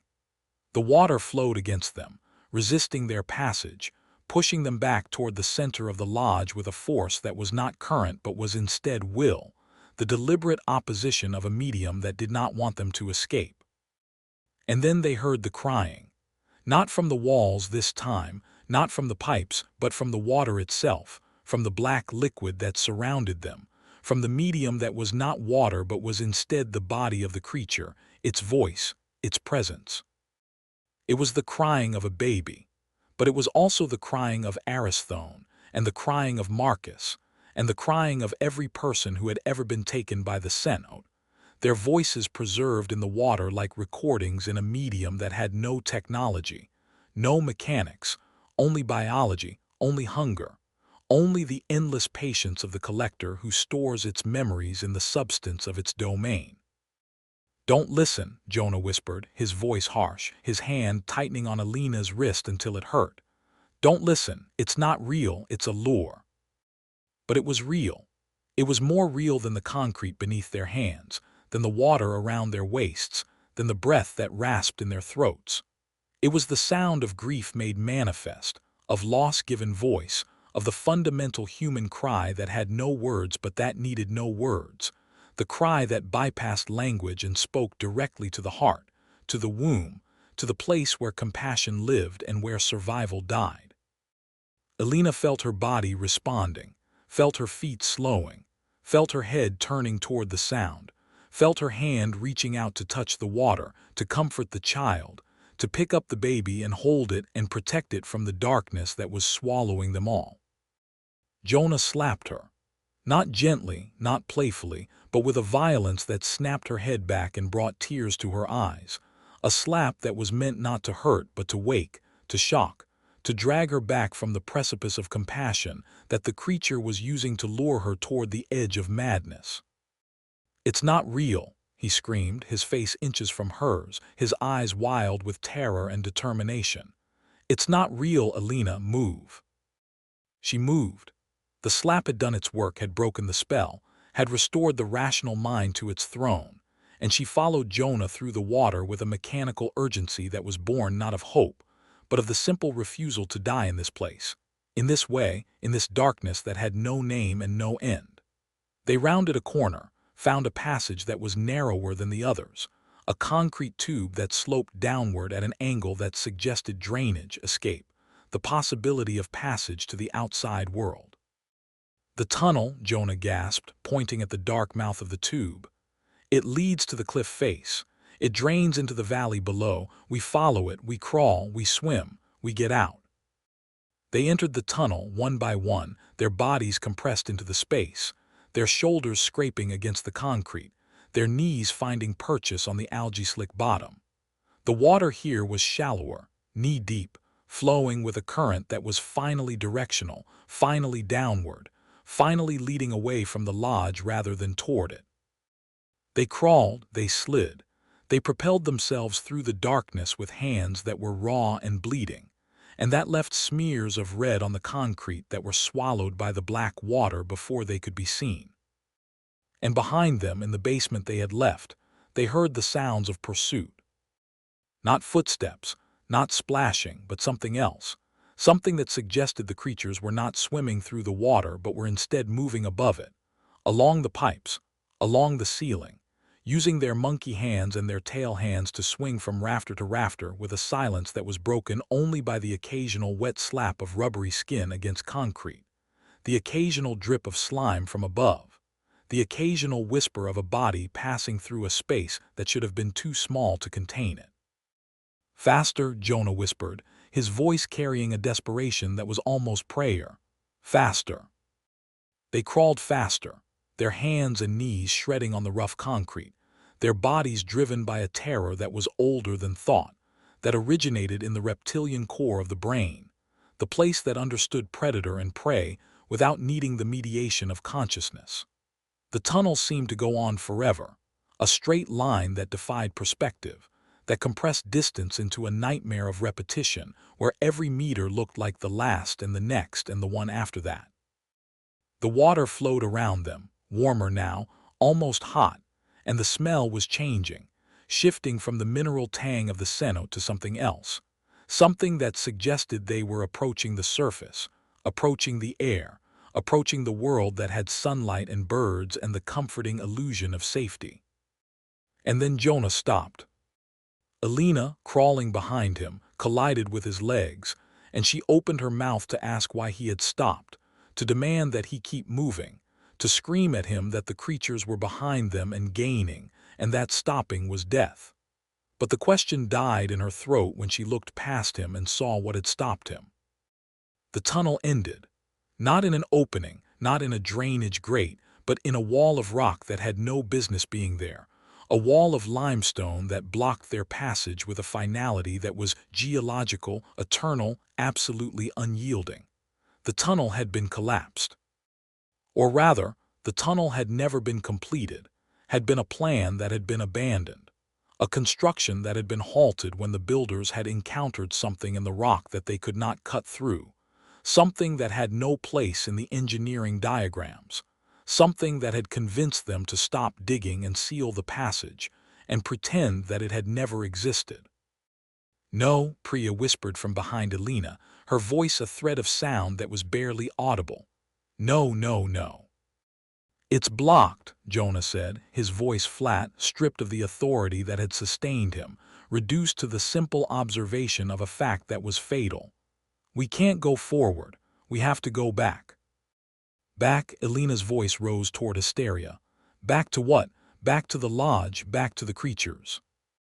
"There's no other way," Jonah said, turning in the confined space, his face pale in the light of his phone, his eyes reflecting a despair that was almost peaceful, almost resigned. "We go back. We find another route. We—" The tail hand wrapped around Priya's ankle.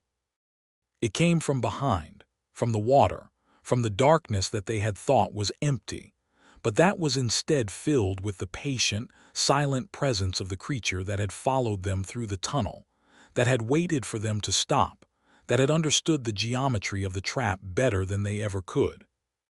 The hand was rubbery, cold, covered in the same oily slime that marked its passage on the walls and ceilings, and it gripped with a strength that was not muscular but was instead hydraulic, the pressure of tons of water compressed into a grip that could crush bone without effort. Priya screamed. It was not a scream of fear but of rage, the defiant cry of a woman who had been pushed to her limit and had found, in that limit, a courage that she had not known she possessed. She kicked, she thrashed, she reached for the walls of the tunnel and tried to anchor herself against the pull of the creature that was dragging her backward, into the deeper water, into the darkness, into the place where the tribute was collected and the tax was paid. Elena grabbed her hands, her fingers interlacing with Priya's, her body bracing against the concrete, her muscles straining with a violence that tore ligaments and popped joints, and produced a pain that was drowned out by the greater pain of watching her friend being pulled into the dark. "Hold on," Elena screamed, her voice breaking. "Hold on." But Priya's grip was slipping.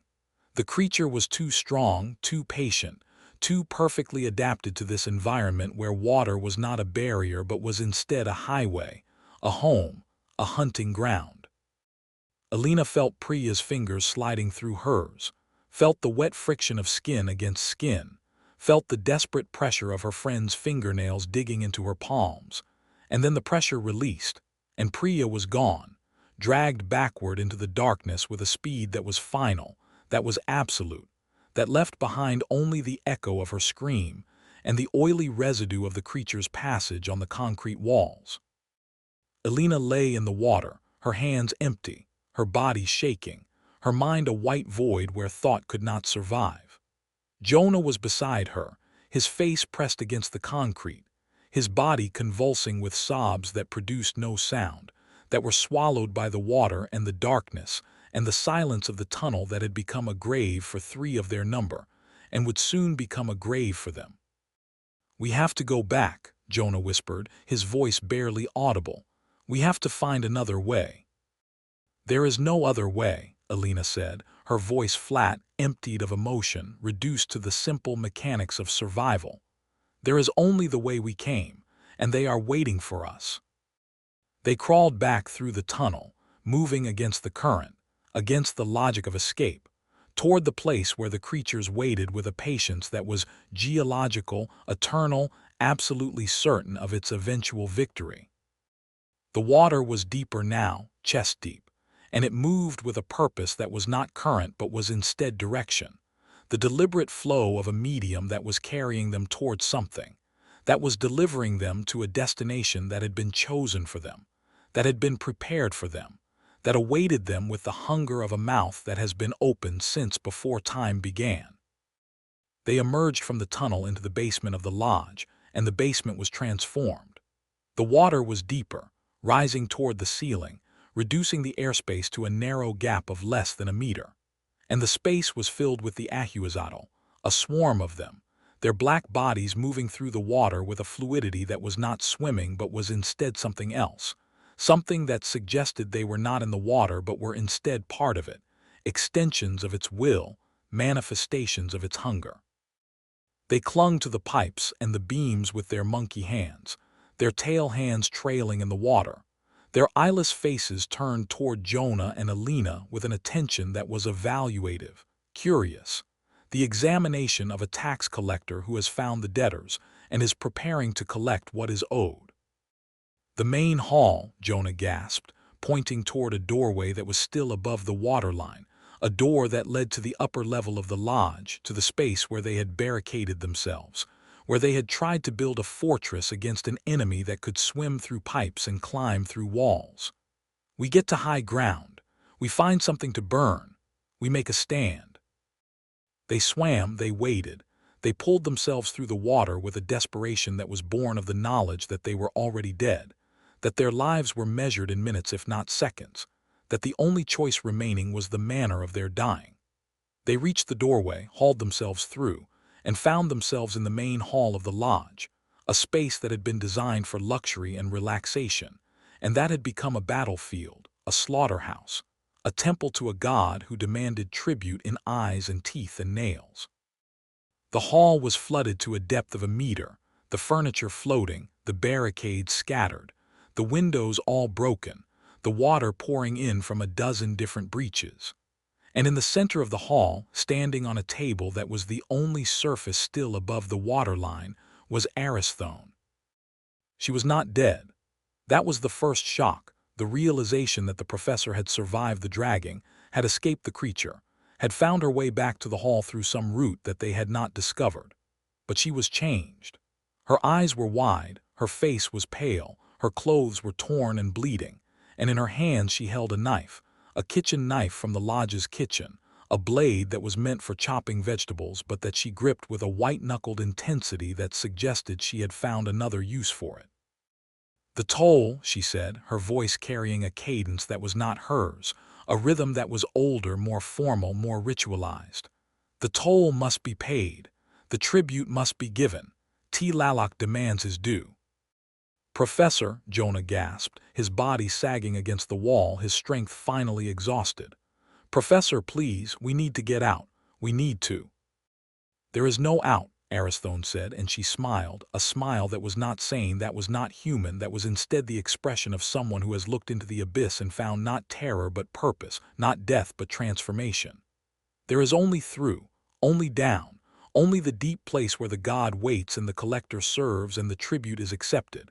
I have seen it. I have been there. And I have been chosen, Jonah. I have been chosen to pay the toll for all of us." She raised the knife, not toward them but toward herself, and Alina understood with a clarity that was worse than any horror she had yet experienced what Aristhone intended to do. The professor believed that she could satisfy the creature with a voluntary tribute, with a sacrifice of self that would buy the passage of the others, that would pay the debt in full and allow the survivors to escape. It was madness. It was delusion. It was the final, terrible product of a mind that had been broken by proximity to a power it could not comprehend. "No," Alina screamed, lunging forward through the water, her hands reaching for the knife, her body propelled by a desperation that was not hope but was instead the refusal to watch another person die. "No, Professor, no." But she was too late. The knife descended, not in a slash but in a precise, surgical strike, and Aristhone's left eye was gone, removed with a skill that suggested not panic but was instead practice, preparation, the deliberate execution of a ritual that had been planned in the darkness of her own shattered mind. She screamed, not in pain but in ecstasy, in communion, in the terrible joy of the martyr who has found her purpose. And she held the eye aloft in her fingers, the optic nerve trailing, the fluids dripping, and she threw it into the water with a gesture that was almost beautiful, almost holy, almost the most obscene thing that Alina had ever witnessed. "The toll," Aristhone shrieked. "I pay the toll, eyes for Tlaloc, teeth for Tlaloc, nails for Tlaloc, take them and let the others pass." The water churned. The Ahuizotl that had been waiting in the shadows, clinging to the walls, hanging from the ceiling, poured toward the offering with a speed that was blinding, a hunger that was palpable, a collective movement that suggested not individual predators but was instead a single organism, a swarm intelligence that moved with one purpose and one will. They swarmed around Aristhone's offering, their bodies blocking the light, their movements creating a vortex in the water that pulled at Alina's legs, that dragged her closer to the center of the feeding, that threatened to consume her along with the tribute. And in the chaos, Jonah grabbed Alina's arm and pulled her toward the far end of the hall, toward a door that led to the generator room, toward the machinery that powered the lodge and that might, if they were lucky, if they were clever, if they were desperate enough, provide the means of their salvation. "Fuel," Jonah gasped, his voice barely audible above the churning water and the shrieks of the professor and the wet, feeding sounds of the creatures. "The generator, fuel, fire." Alina understood. She understood with a clarity that was almost prophetic, almost mad, the desperate logic of a plan that had no chance of success, but that was the only plan they had. The creatures lived in water. They moved through water. They were creatures of the black depths, of the cold places, of the medium that was their home and their strength. But fire was different. Fire was the enemy of water, the antithesis of the deep, the element that turned liquid to vapor and shadow to light and predator to prey. They ran toward the generator room, their bodies propelled by the last reserves of adrenaline, their minds reduced to a single, repeating imperative. Fire, fire, fire. Behind them, Aristhon's screams rose to a crescendo and then stopped, abruptly, completely, as though a switch had been thrown, as though the tribute had been accepted and the collector had moved on to the next debtor. The wet sounds continued, the feeding, the collecting, the ritual of extraction that was as old as the cenote itself and would continue until the cenote ran dry. They reached the generator room, slammed the door behind them, and turned to face the machine that was their only hope. The generator room was a coffin. That was Alina's first impression as she slammed the door behind them and leaned against it, her chest heaving, her body soaked in black water and sweat, and the residue of a fear that had ceased to be emotional and had become instead a physical state, a condition of existence that she could no more shake off than she could shed her skin.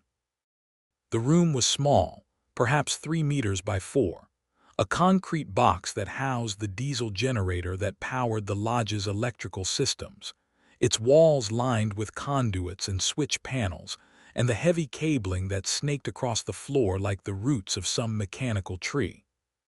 The generator itself sat in the center, a green-painted block of metal and cooling fins and exhaust piping that hummed with a vibration so low it was felt rather than heard, a mechanical heartbeat that had been the background noise of the resort since their arrival, and that now seemed to be the only sound in the world that was not trying to kill them. Jonah was already moving, his hands rummaging through the tool chest that sat beside the generator, his fingers finding and discarding wrenches and screwdrivers and voltage testers with a desperation that spoke of a mind operating on pure instinct, the higher functions of planning and caution overridden by the amygdala's demand for immediate action. He found what he was looking for, a length of rubber tubing, a funnel, a box of rags, and he turned to Alina with eyes that were wild but focused, the eyes of a man who had found his purpose in the chaos and would not be deterred. "The fuel tank," he said, his voice barely audible above the generator's hum, pointing to the metal drum that sat in the corner, connected to the generator by a copper line that fed the diesel to the injection system. "We drain it, we soak the rags, we make a fuse, we light it and we blow the door." "Blow the door?" Alina stared at him, her mind struggling to process the plan. "Jonah, if we blow the door, we blow ourselves up." "Not if we're on the other side of it," Jonah said, his hands moving with a speed that was almost frenzied, already unscrewing the cap of the fuel drum, already inserting the tubing, already siphoning the dark liquid into the bucket he had found. "We soak the rags, we line the hallway, we light it from the generator room, and we run out the back. The fire will spread toward the main hall, toward the water, toward the creatures. They'll retreat. They have to retreat. Fire is the one thing they can't. He stopped. His hands froze in mid-motion, the tube still in the drum, the fuel still flowing, his eyes fixed on something that Alina could not see, something that had caused his face to go pale, his breathing to stop, his body to become rigid with a terror that was not of the mind but of the senses, the direct perception of a threat that bypassed cognition entirely. "What?" Alina whispered, her voice barely audible. "What is it?" Jonah did not answer. He only pointed, his finger trembling, toward the far corner of the room, toward the space behind the generator where the concrete wall met the floor and the shadows were thickest. And Alina looked, and she saw it, and she understood why Jonah had stopped, why he had frozen, why the plan that had been his lifeline had suddenly become irrelevant. The creature was in the room with them. It had come through the wall. That was the only explanation, the only way that something could have entered a sealed concrete room without using the door or the window or any opening that existed in the architecture of the space. It had come through the wall, through the concrete, through the solid mass of stone and cement, as though the material were not a barrier but were instead a medium, a passage, a doorway that opened only for those who knew the way. It was crouched in the corner, its body pressed flat against the floor, its black skin glistening with the oily slime that was its secretion, its eyeless face turned toward them with an attention that was not predatory but was instead something worse, patient, evaluative, the attention of a tax collector who has found the debtors hiding in their last refuge and is simply waiting for them to accept the inevitability of payment. "It can move through walls," Jonah whispered, his voice barely a breath. "It can move through walls." Alina felt her bladder release, a hot rush that she did not notice, could not notice, because her entire consciousness was focused on the creature in the corner, on the impossible physics of its presence, on the knowledge that there was no safe place, no sealed room, no fortress that could keep out something that treated stone as water and concrete as air. The creature did not move. It only crouched, its tail hand curled around its body, its fingers, those two long, two-jointed fingers, flexing and unflexing in a pattern that was almost contemplative, almost domestic, almost the gesture of an accountant preparing to balance a ledger that had been in arrears for too long. "The fuel," Alina whispered, her mind racing, her body frozen, her eyes fixed on the creature with a desperation that was not hope but was instead the refusal to surrender. "Jonah, the fuel." Jonah looked at her and she saw in his eyes the same calculation, the same desperate arithmetic of survival.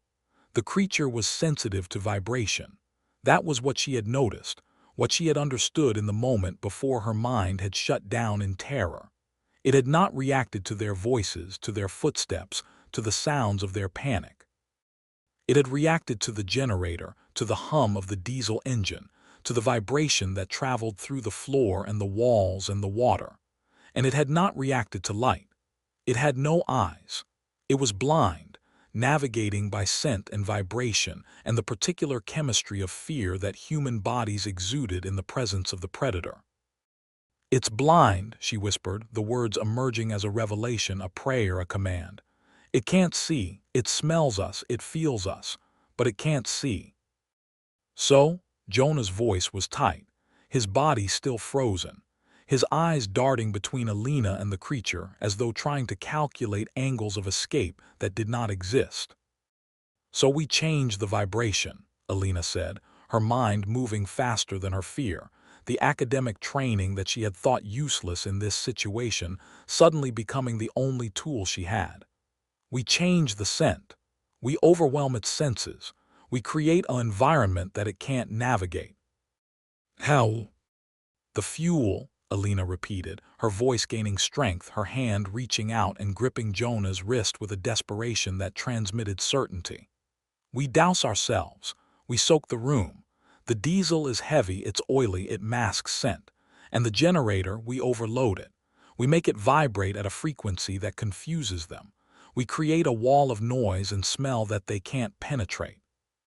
And then we light it," Elena said, the words emerging with a flat finality that was not courage but was instead acceptance. "We light it all." Jonah looked at her, and she saw in his eyes the understanding of what she was proposing, the calculation of the odds, the recognition that the plan was not a plan for survival but was instead a plan for sacrifice, for the exchange of their lives for the possibility, the mere possibility, that the fire would be hot enough, bright enough, destructive enough to drive the creatures back into the depths and create a window for escape that someone else might use. "The guide," Jonah said suddenly, his eyes widening. "The man from the dock, the one who warned you, if he's still alive, if he's still out there." "He's not in here," Elena said, her voice flat. "He's not trapped.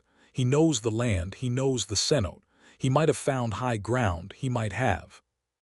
He might be our only way out," Jonah finished, and there was a light in his eyes that was not hope but was instead purpose. The same purpose that had driven Aristhone to gouge out her own eye, the same purpose that had driven Marcus to fight against the tail hand, the same purpose that was the final, terrible gift of the doomed, the chance to make their deaths mean something. They moved, not quickly, not quietly, but with a deliberation that was born of the knowledge that speed was irrelevant and silence was impossible. Jonah grabbed the bucket of fuel and threw it, not at the creature but at the wall behind it, sending a wave of diesel across the concrete that splashed against the creature's skin and made it recoil, not in pain but in confusion, its senses overwhelmed by the sudden intrusion of a scent that was not prey, not fear, but was instead chemical, industrial, alien to the vocabulary of its biology.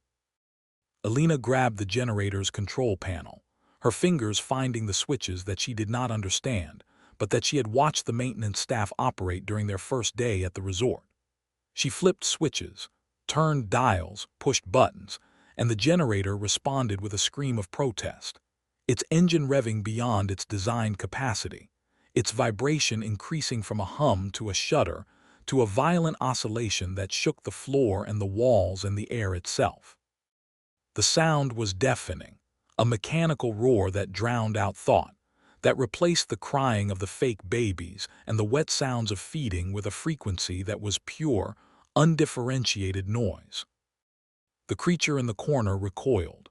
It raised its head, its eyeless face turning from side to side, its body contracting into a ball of confusion and distress. It could not navigate. It could not locate. The vibration that had drawn it to this room, that had allowed it to pass through the wall and find its prey, had become a chaos, a static, a white noise that rendered its senses useless, that turned its advantage into disability. "Now," Elena screamed, her voice barely audible above the generator's scream. "Light it now." Jonah pulled the lighter from his pocket, a plastic bic that he had used to light candles and campfires and cigarettes, and he flicked the wheel with a thumb that was slick with diesel and sweat and blood. The flame caught, a small blue tongue of fire that was almost invisible in the chaos of noise and vibration, and he held it for a moment, looking at Elena with an expression that was not farewell but was instead gratitude, the thanks of a man who had found, in the final moment, the purpose that had eluded him in all the years of study and preparation. "Go," he said, his voice carrying across the noise with a clarity that was not possible but was instead real. "Go out the back, find the drainage pipe, follow it to the cliff, don't stop, don't look back." "Jonah, go."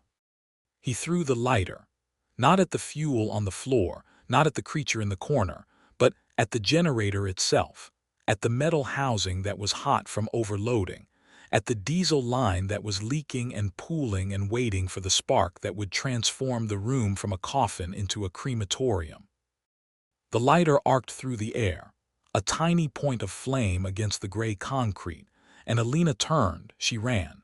She threw herself at the back door of the generator room, the door that led to the exterior walkway, to the cliff face, to the possibility of escape.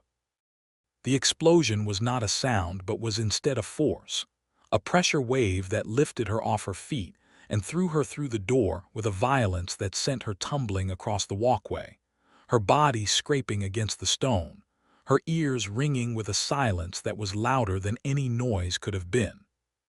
She rolled, she scrambled, she looked back, and she saw the generator room disappear behind a wall of flame that was not orange but was instead white, a magnesium-bright inferno that consumed the diesel and the rags and the concrete, and the creature that had been trapped inside with a voraciousness that was not natural, but was instead the elemental hunger of fire for fuel, of light for darkness, of life for death.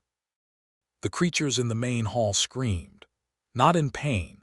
Alina would later convince herself that they did not feel pain, that they were not capable of pain, but in confusion, in distress, in the collective recoil of an organism that had encountered an element it could not navigate, could not consume, could not incorporate into its biology of water and shadow and patient, eternal hunger. They poured back toward the water, toward the broken windows, toward the cenote that was their home and their source and their refuge from the burning world above. They flowed over each other, around each other, through each other, a black tide retreating before the advancing wall of flame that Jonah had created with his life. Alina ran. She ran along the walkway, her body burning in places where the flame had touched her, her lungs sucking in air that was hot and thin, and scented with diesel and smoke, and the particular smell of burning hair that she would never, for the rest of her life, be able to forget. The walkway was slick with water that was receding, draining back toward the cenote as though the flood had been reversed, as though the water that had imprisoned them was now returning to its source, leaving behind a landscape of devastation that was already beginning to steam in the heat of the fire. She reached the end of the walkway, the point where the resort ended and the cliff began, and she found him. The guide. The man who had stopped her on the dock, who had warned her not to reach for the hand, who had spoken of the Ahuizotl and Tlaloc and the tribute that could not be evaded. He was standing at the edge of the cliff, his clothes torn, his face bloodied, his eyes fixed on the chaos below with an expression that was not surprise but was instead weary confirmation, the face of a man who had seen this before and would see it again. "The boats," he said, his voice rough, his hand reaching for her arm and pulling her toward a path that she had not seen, a narrow trail that led down the cliff face toward the valley below. "The flood is receding. The water returns to the cenote. The boats are at the landing. We go now or we do not go." They descended. The path was treacherous, washed out by the flood, slick with the residue of the black water and the mud that it had deposited on every surface. Alina slipped. She fell. She scraped her hands and knees on stone that was sharp and unforgiving, and each time the guide pulled her up, his grip strong and calloused and absolutely necessary, the only thing keeping her from tumbling into the ravine that yawned below. They descended in silence, the only sounds the crackle of the fire above and the distant, diminishing screams of the creatures as they retreated into the depths, and the wet, sucking sound of the water as it flowed back into the cenote, returning to its source, completing the cycle that had begun with the rain and would end with the silence.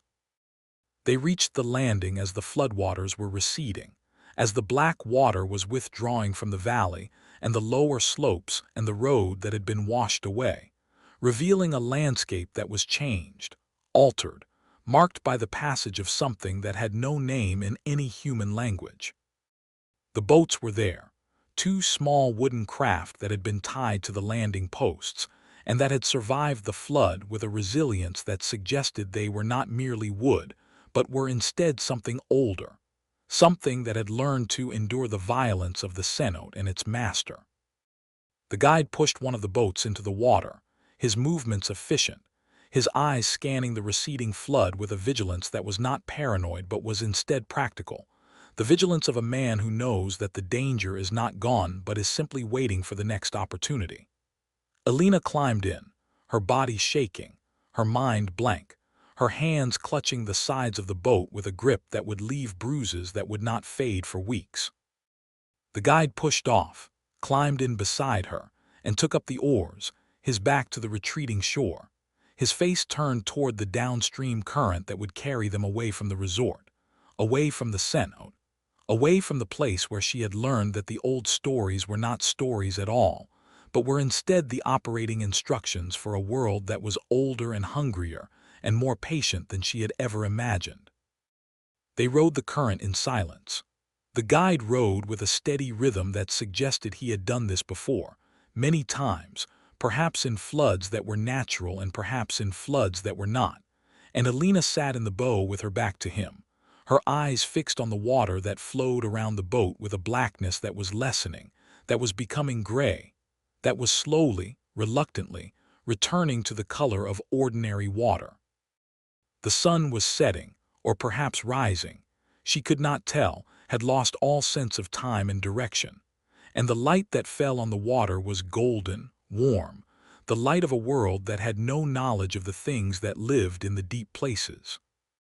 They passed the mouth of the cenote, the place where the flood had originated, and Alina saw the resort from below, saw the flames that still licked at the upper levels of the lodge, saw the smoke that rose in a column that marked the pyre of Jonah and Aristhone and Marcus and Priya, and all the others who had come to this place believing that they were explorers, researchers, masters of a world that could be catalogued and understood and controlled.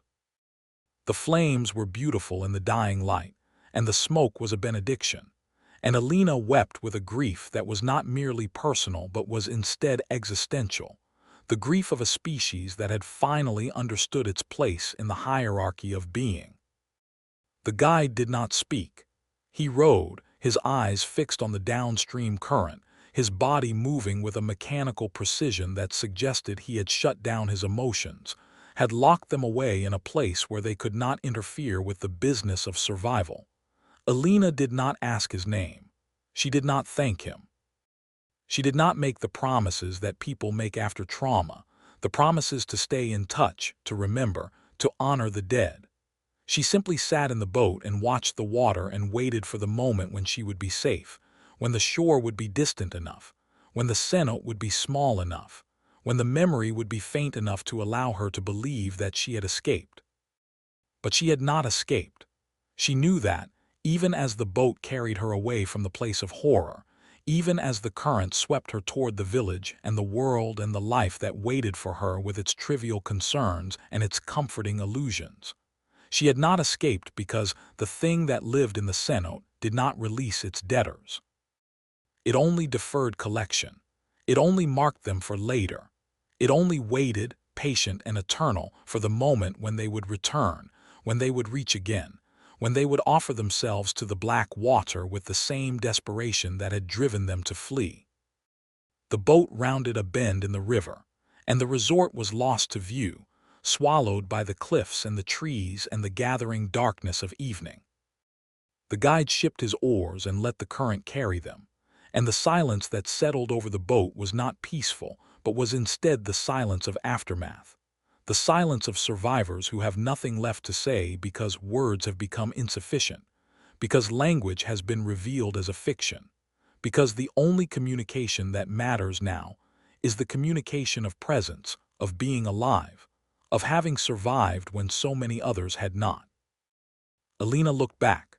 She told herself not to, told herself that looking back was dangerous, that the thing in the water might see her, might remember her, might decide that the tribute she had offered was insufficient, and that the debt remained unpaid. But she looked back anyway, because the human need for closure is stronger than the human capacity for self-preservation, because the mind demands to see the end of the story even when the story has no end.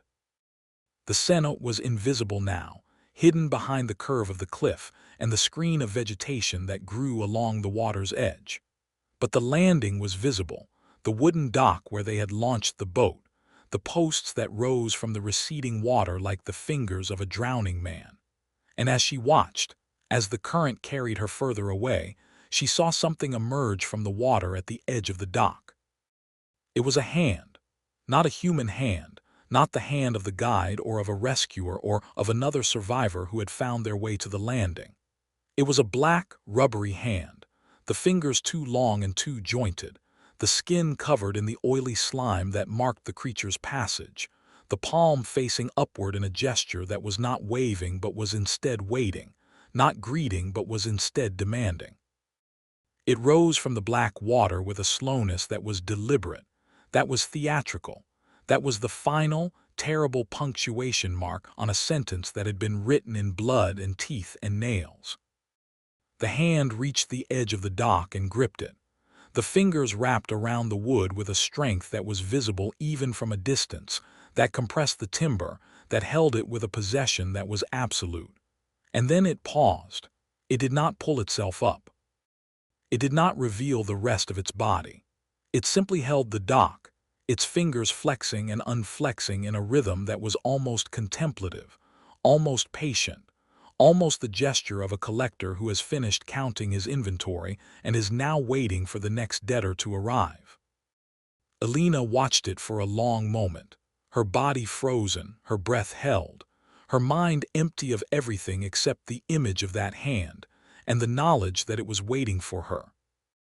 Not for her specifically, perhaps, but for someone like her, for the next group of curious souls who would come to the resort with their cameras and their notebooks and their arrogant certainty that the world could be understood, that the darkness could be illuminated, that the old gods were dead and their tax collectors were merely myths. The hand would wait. It had all the time in the world. And one day, when the resort was rebuilt, when the waters had receded, when the story had become a legend and the legend had become a lure, someone else would come.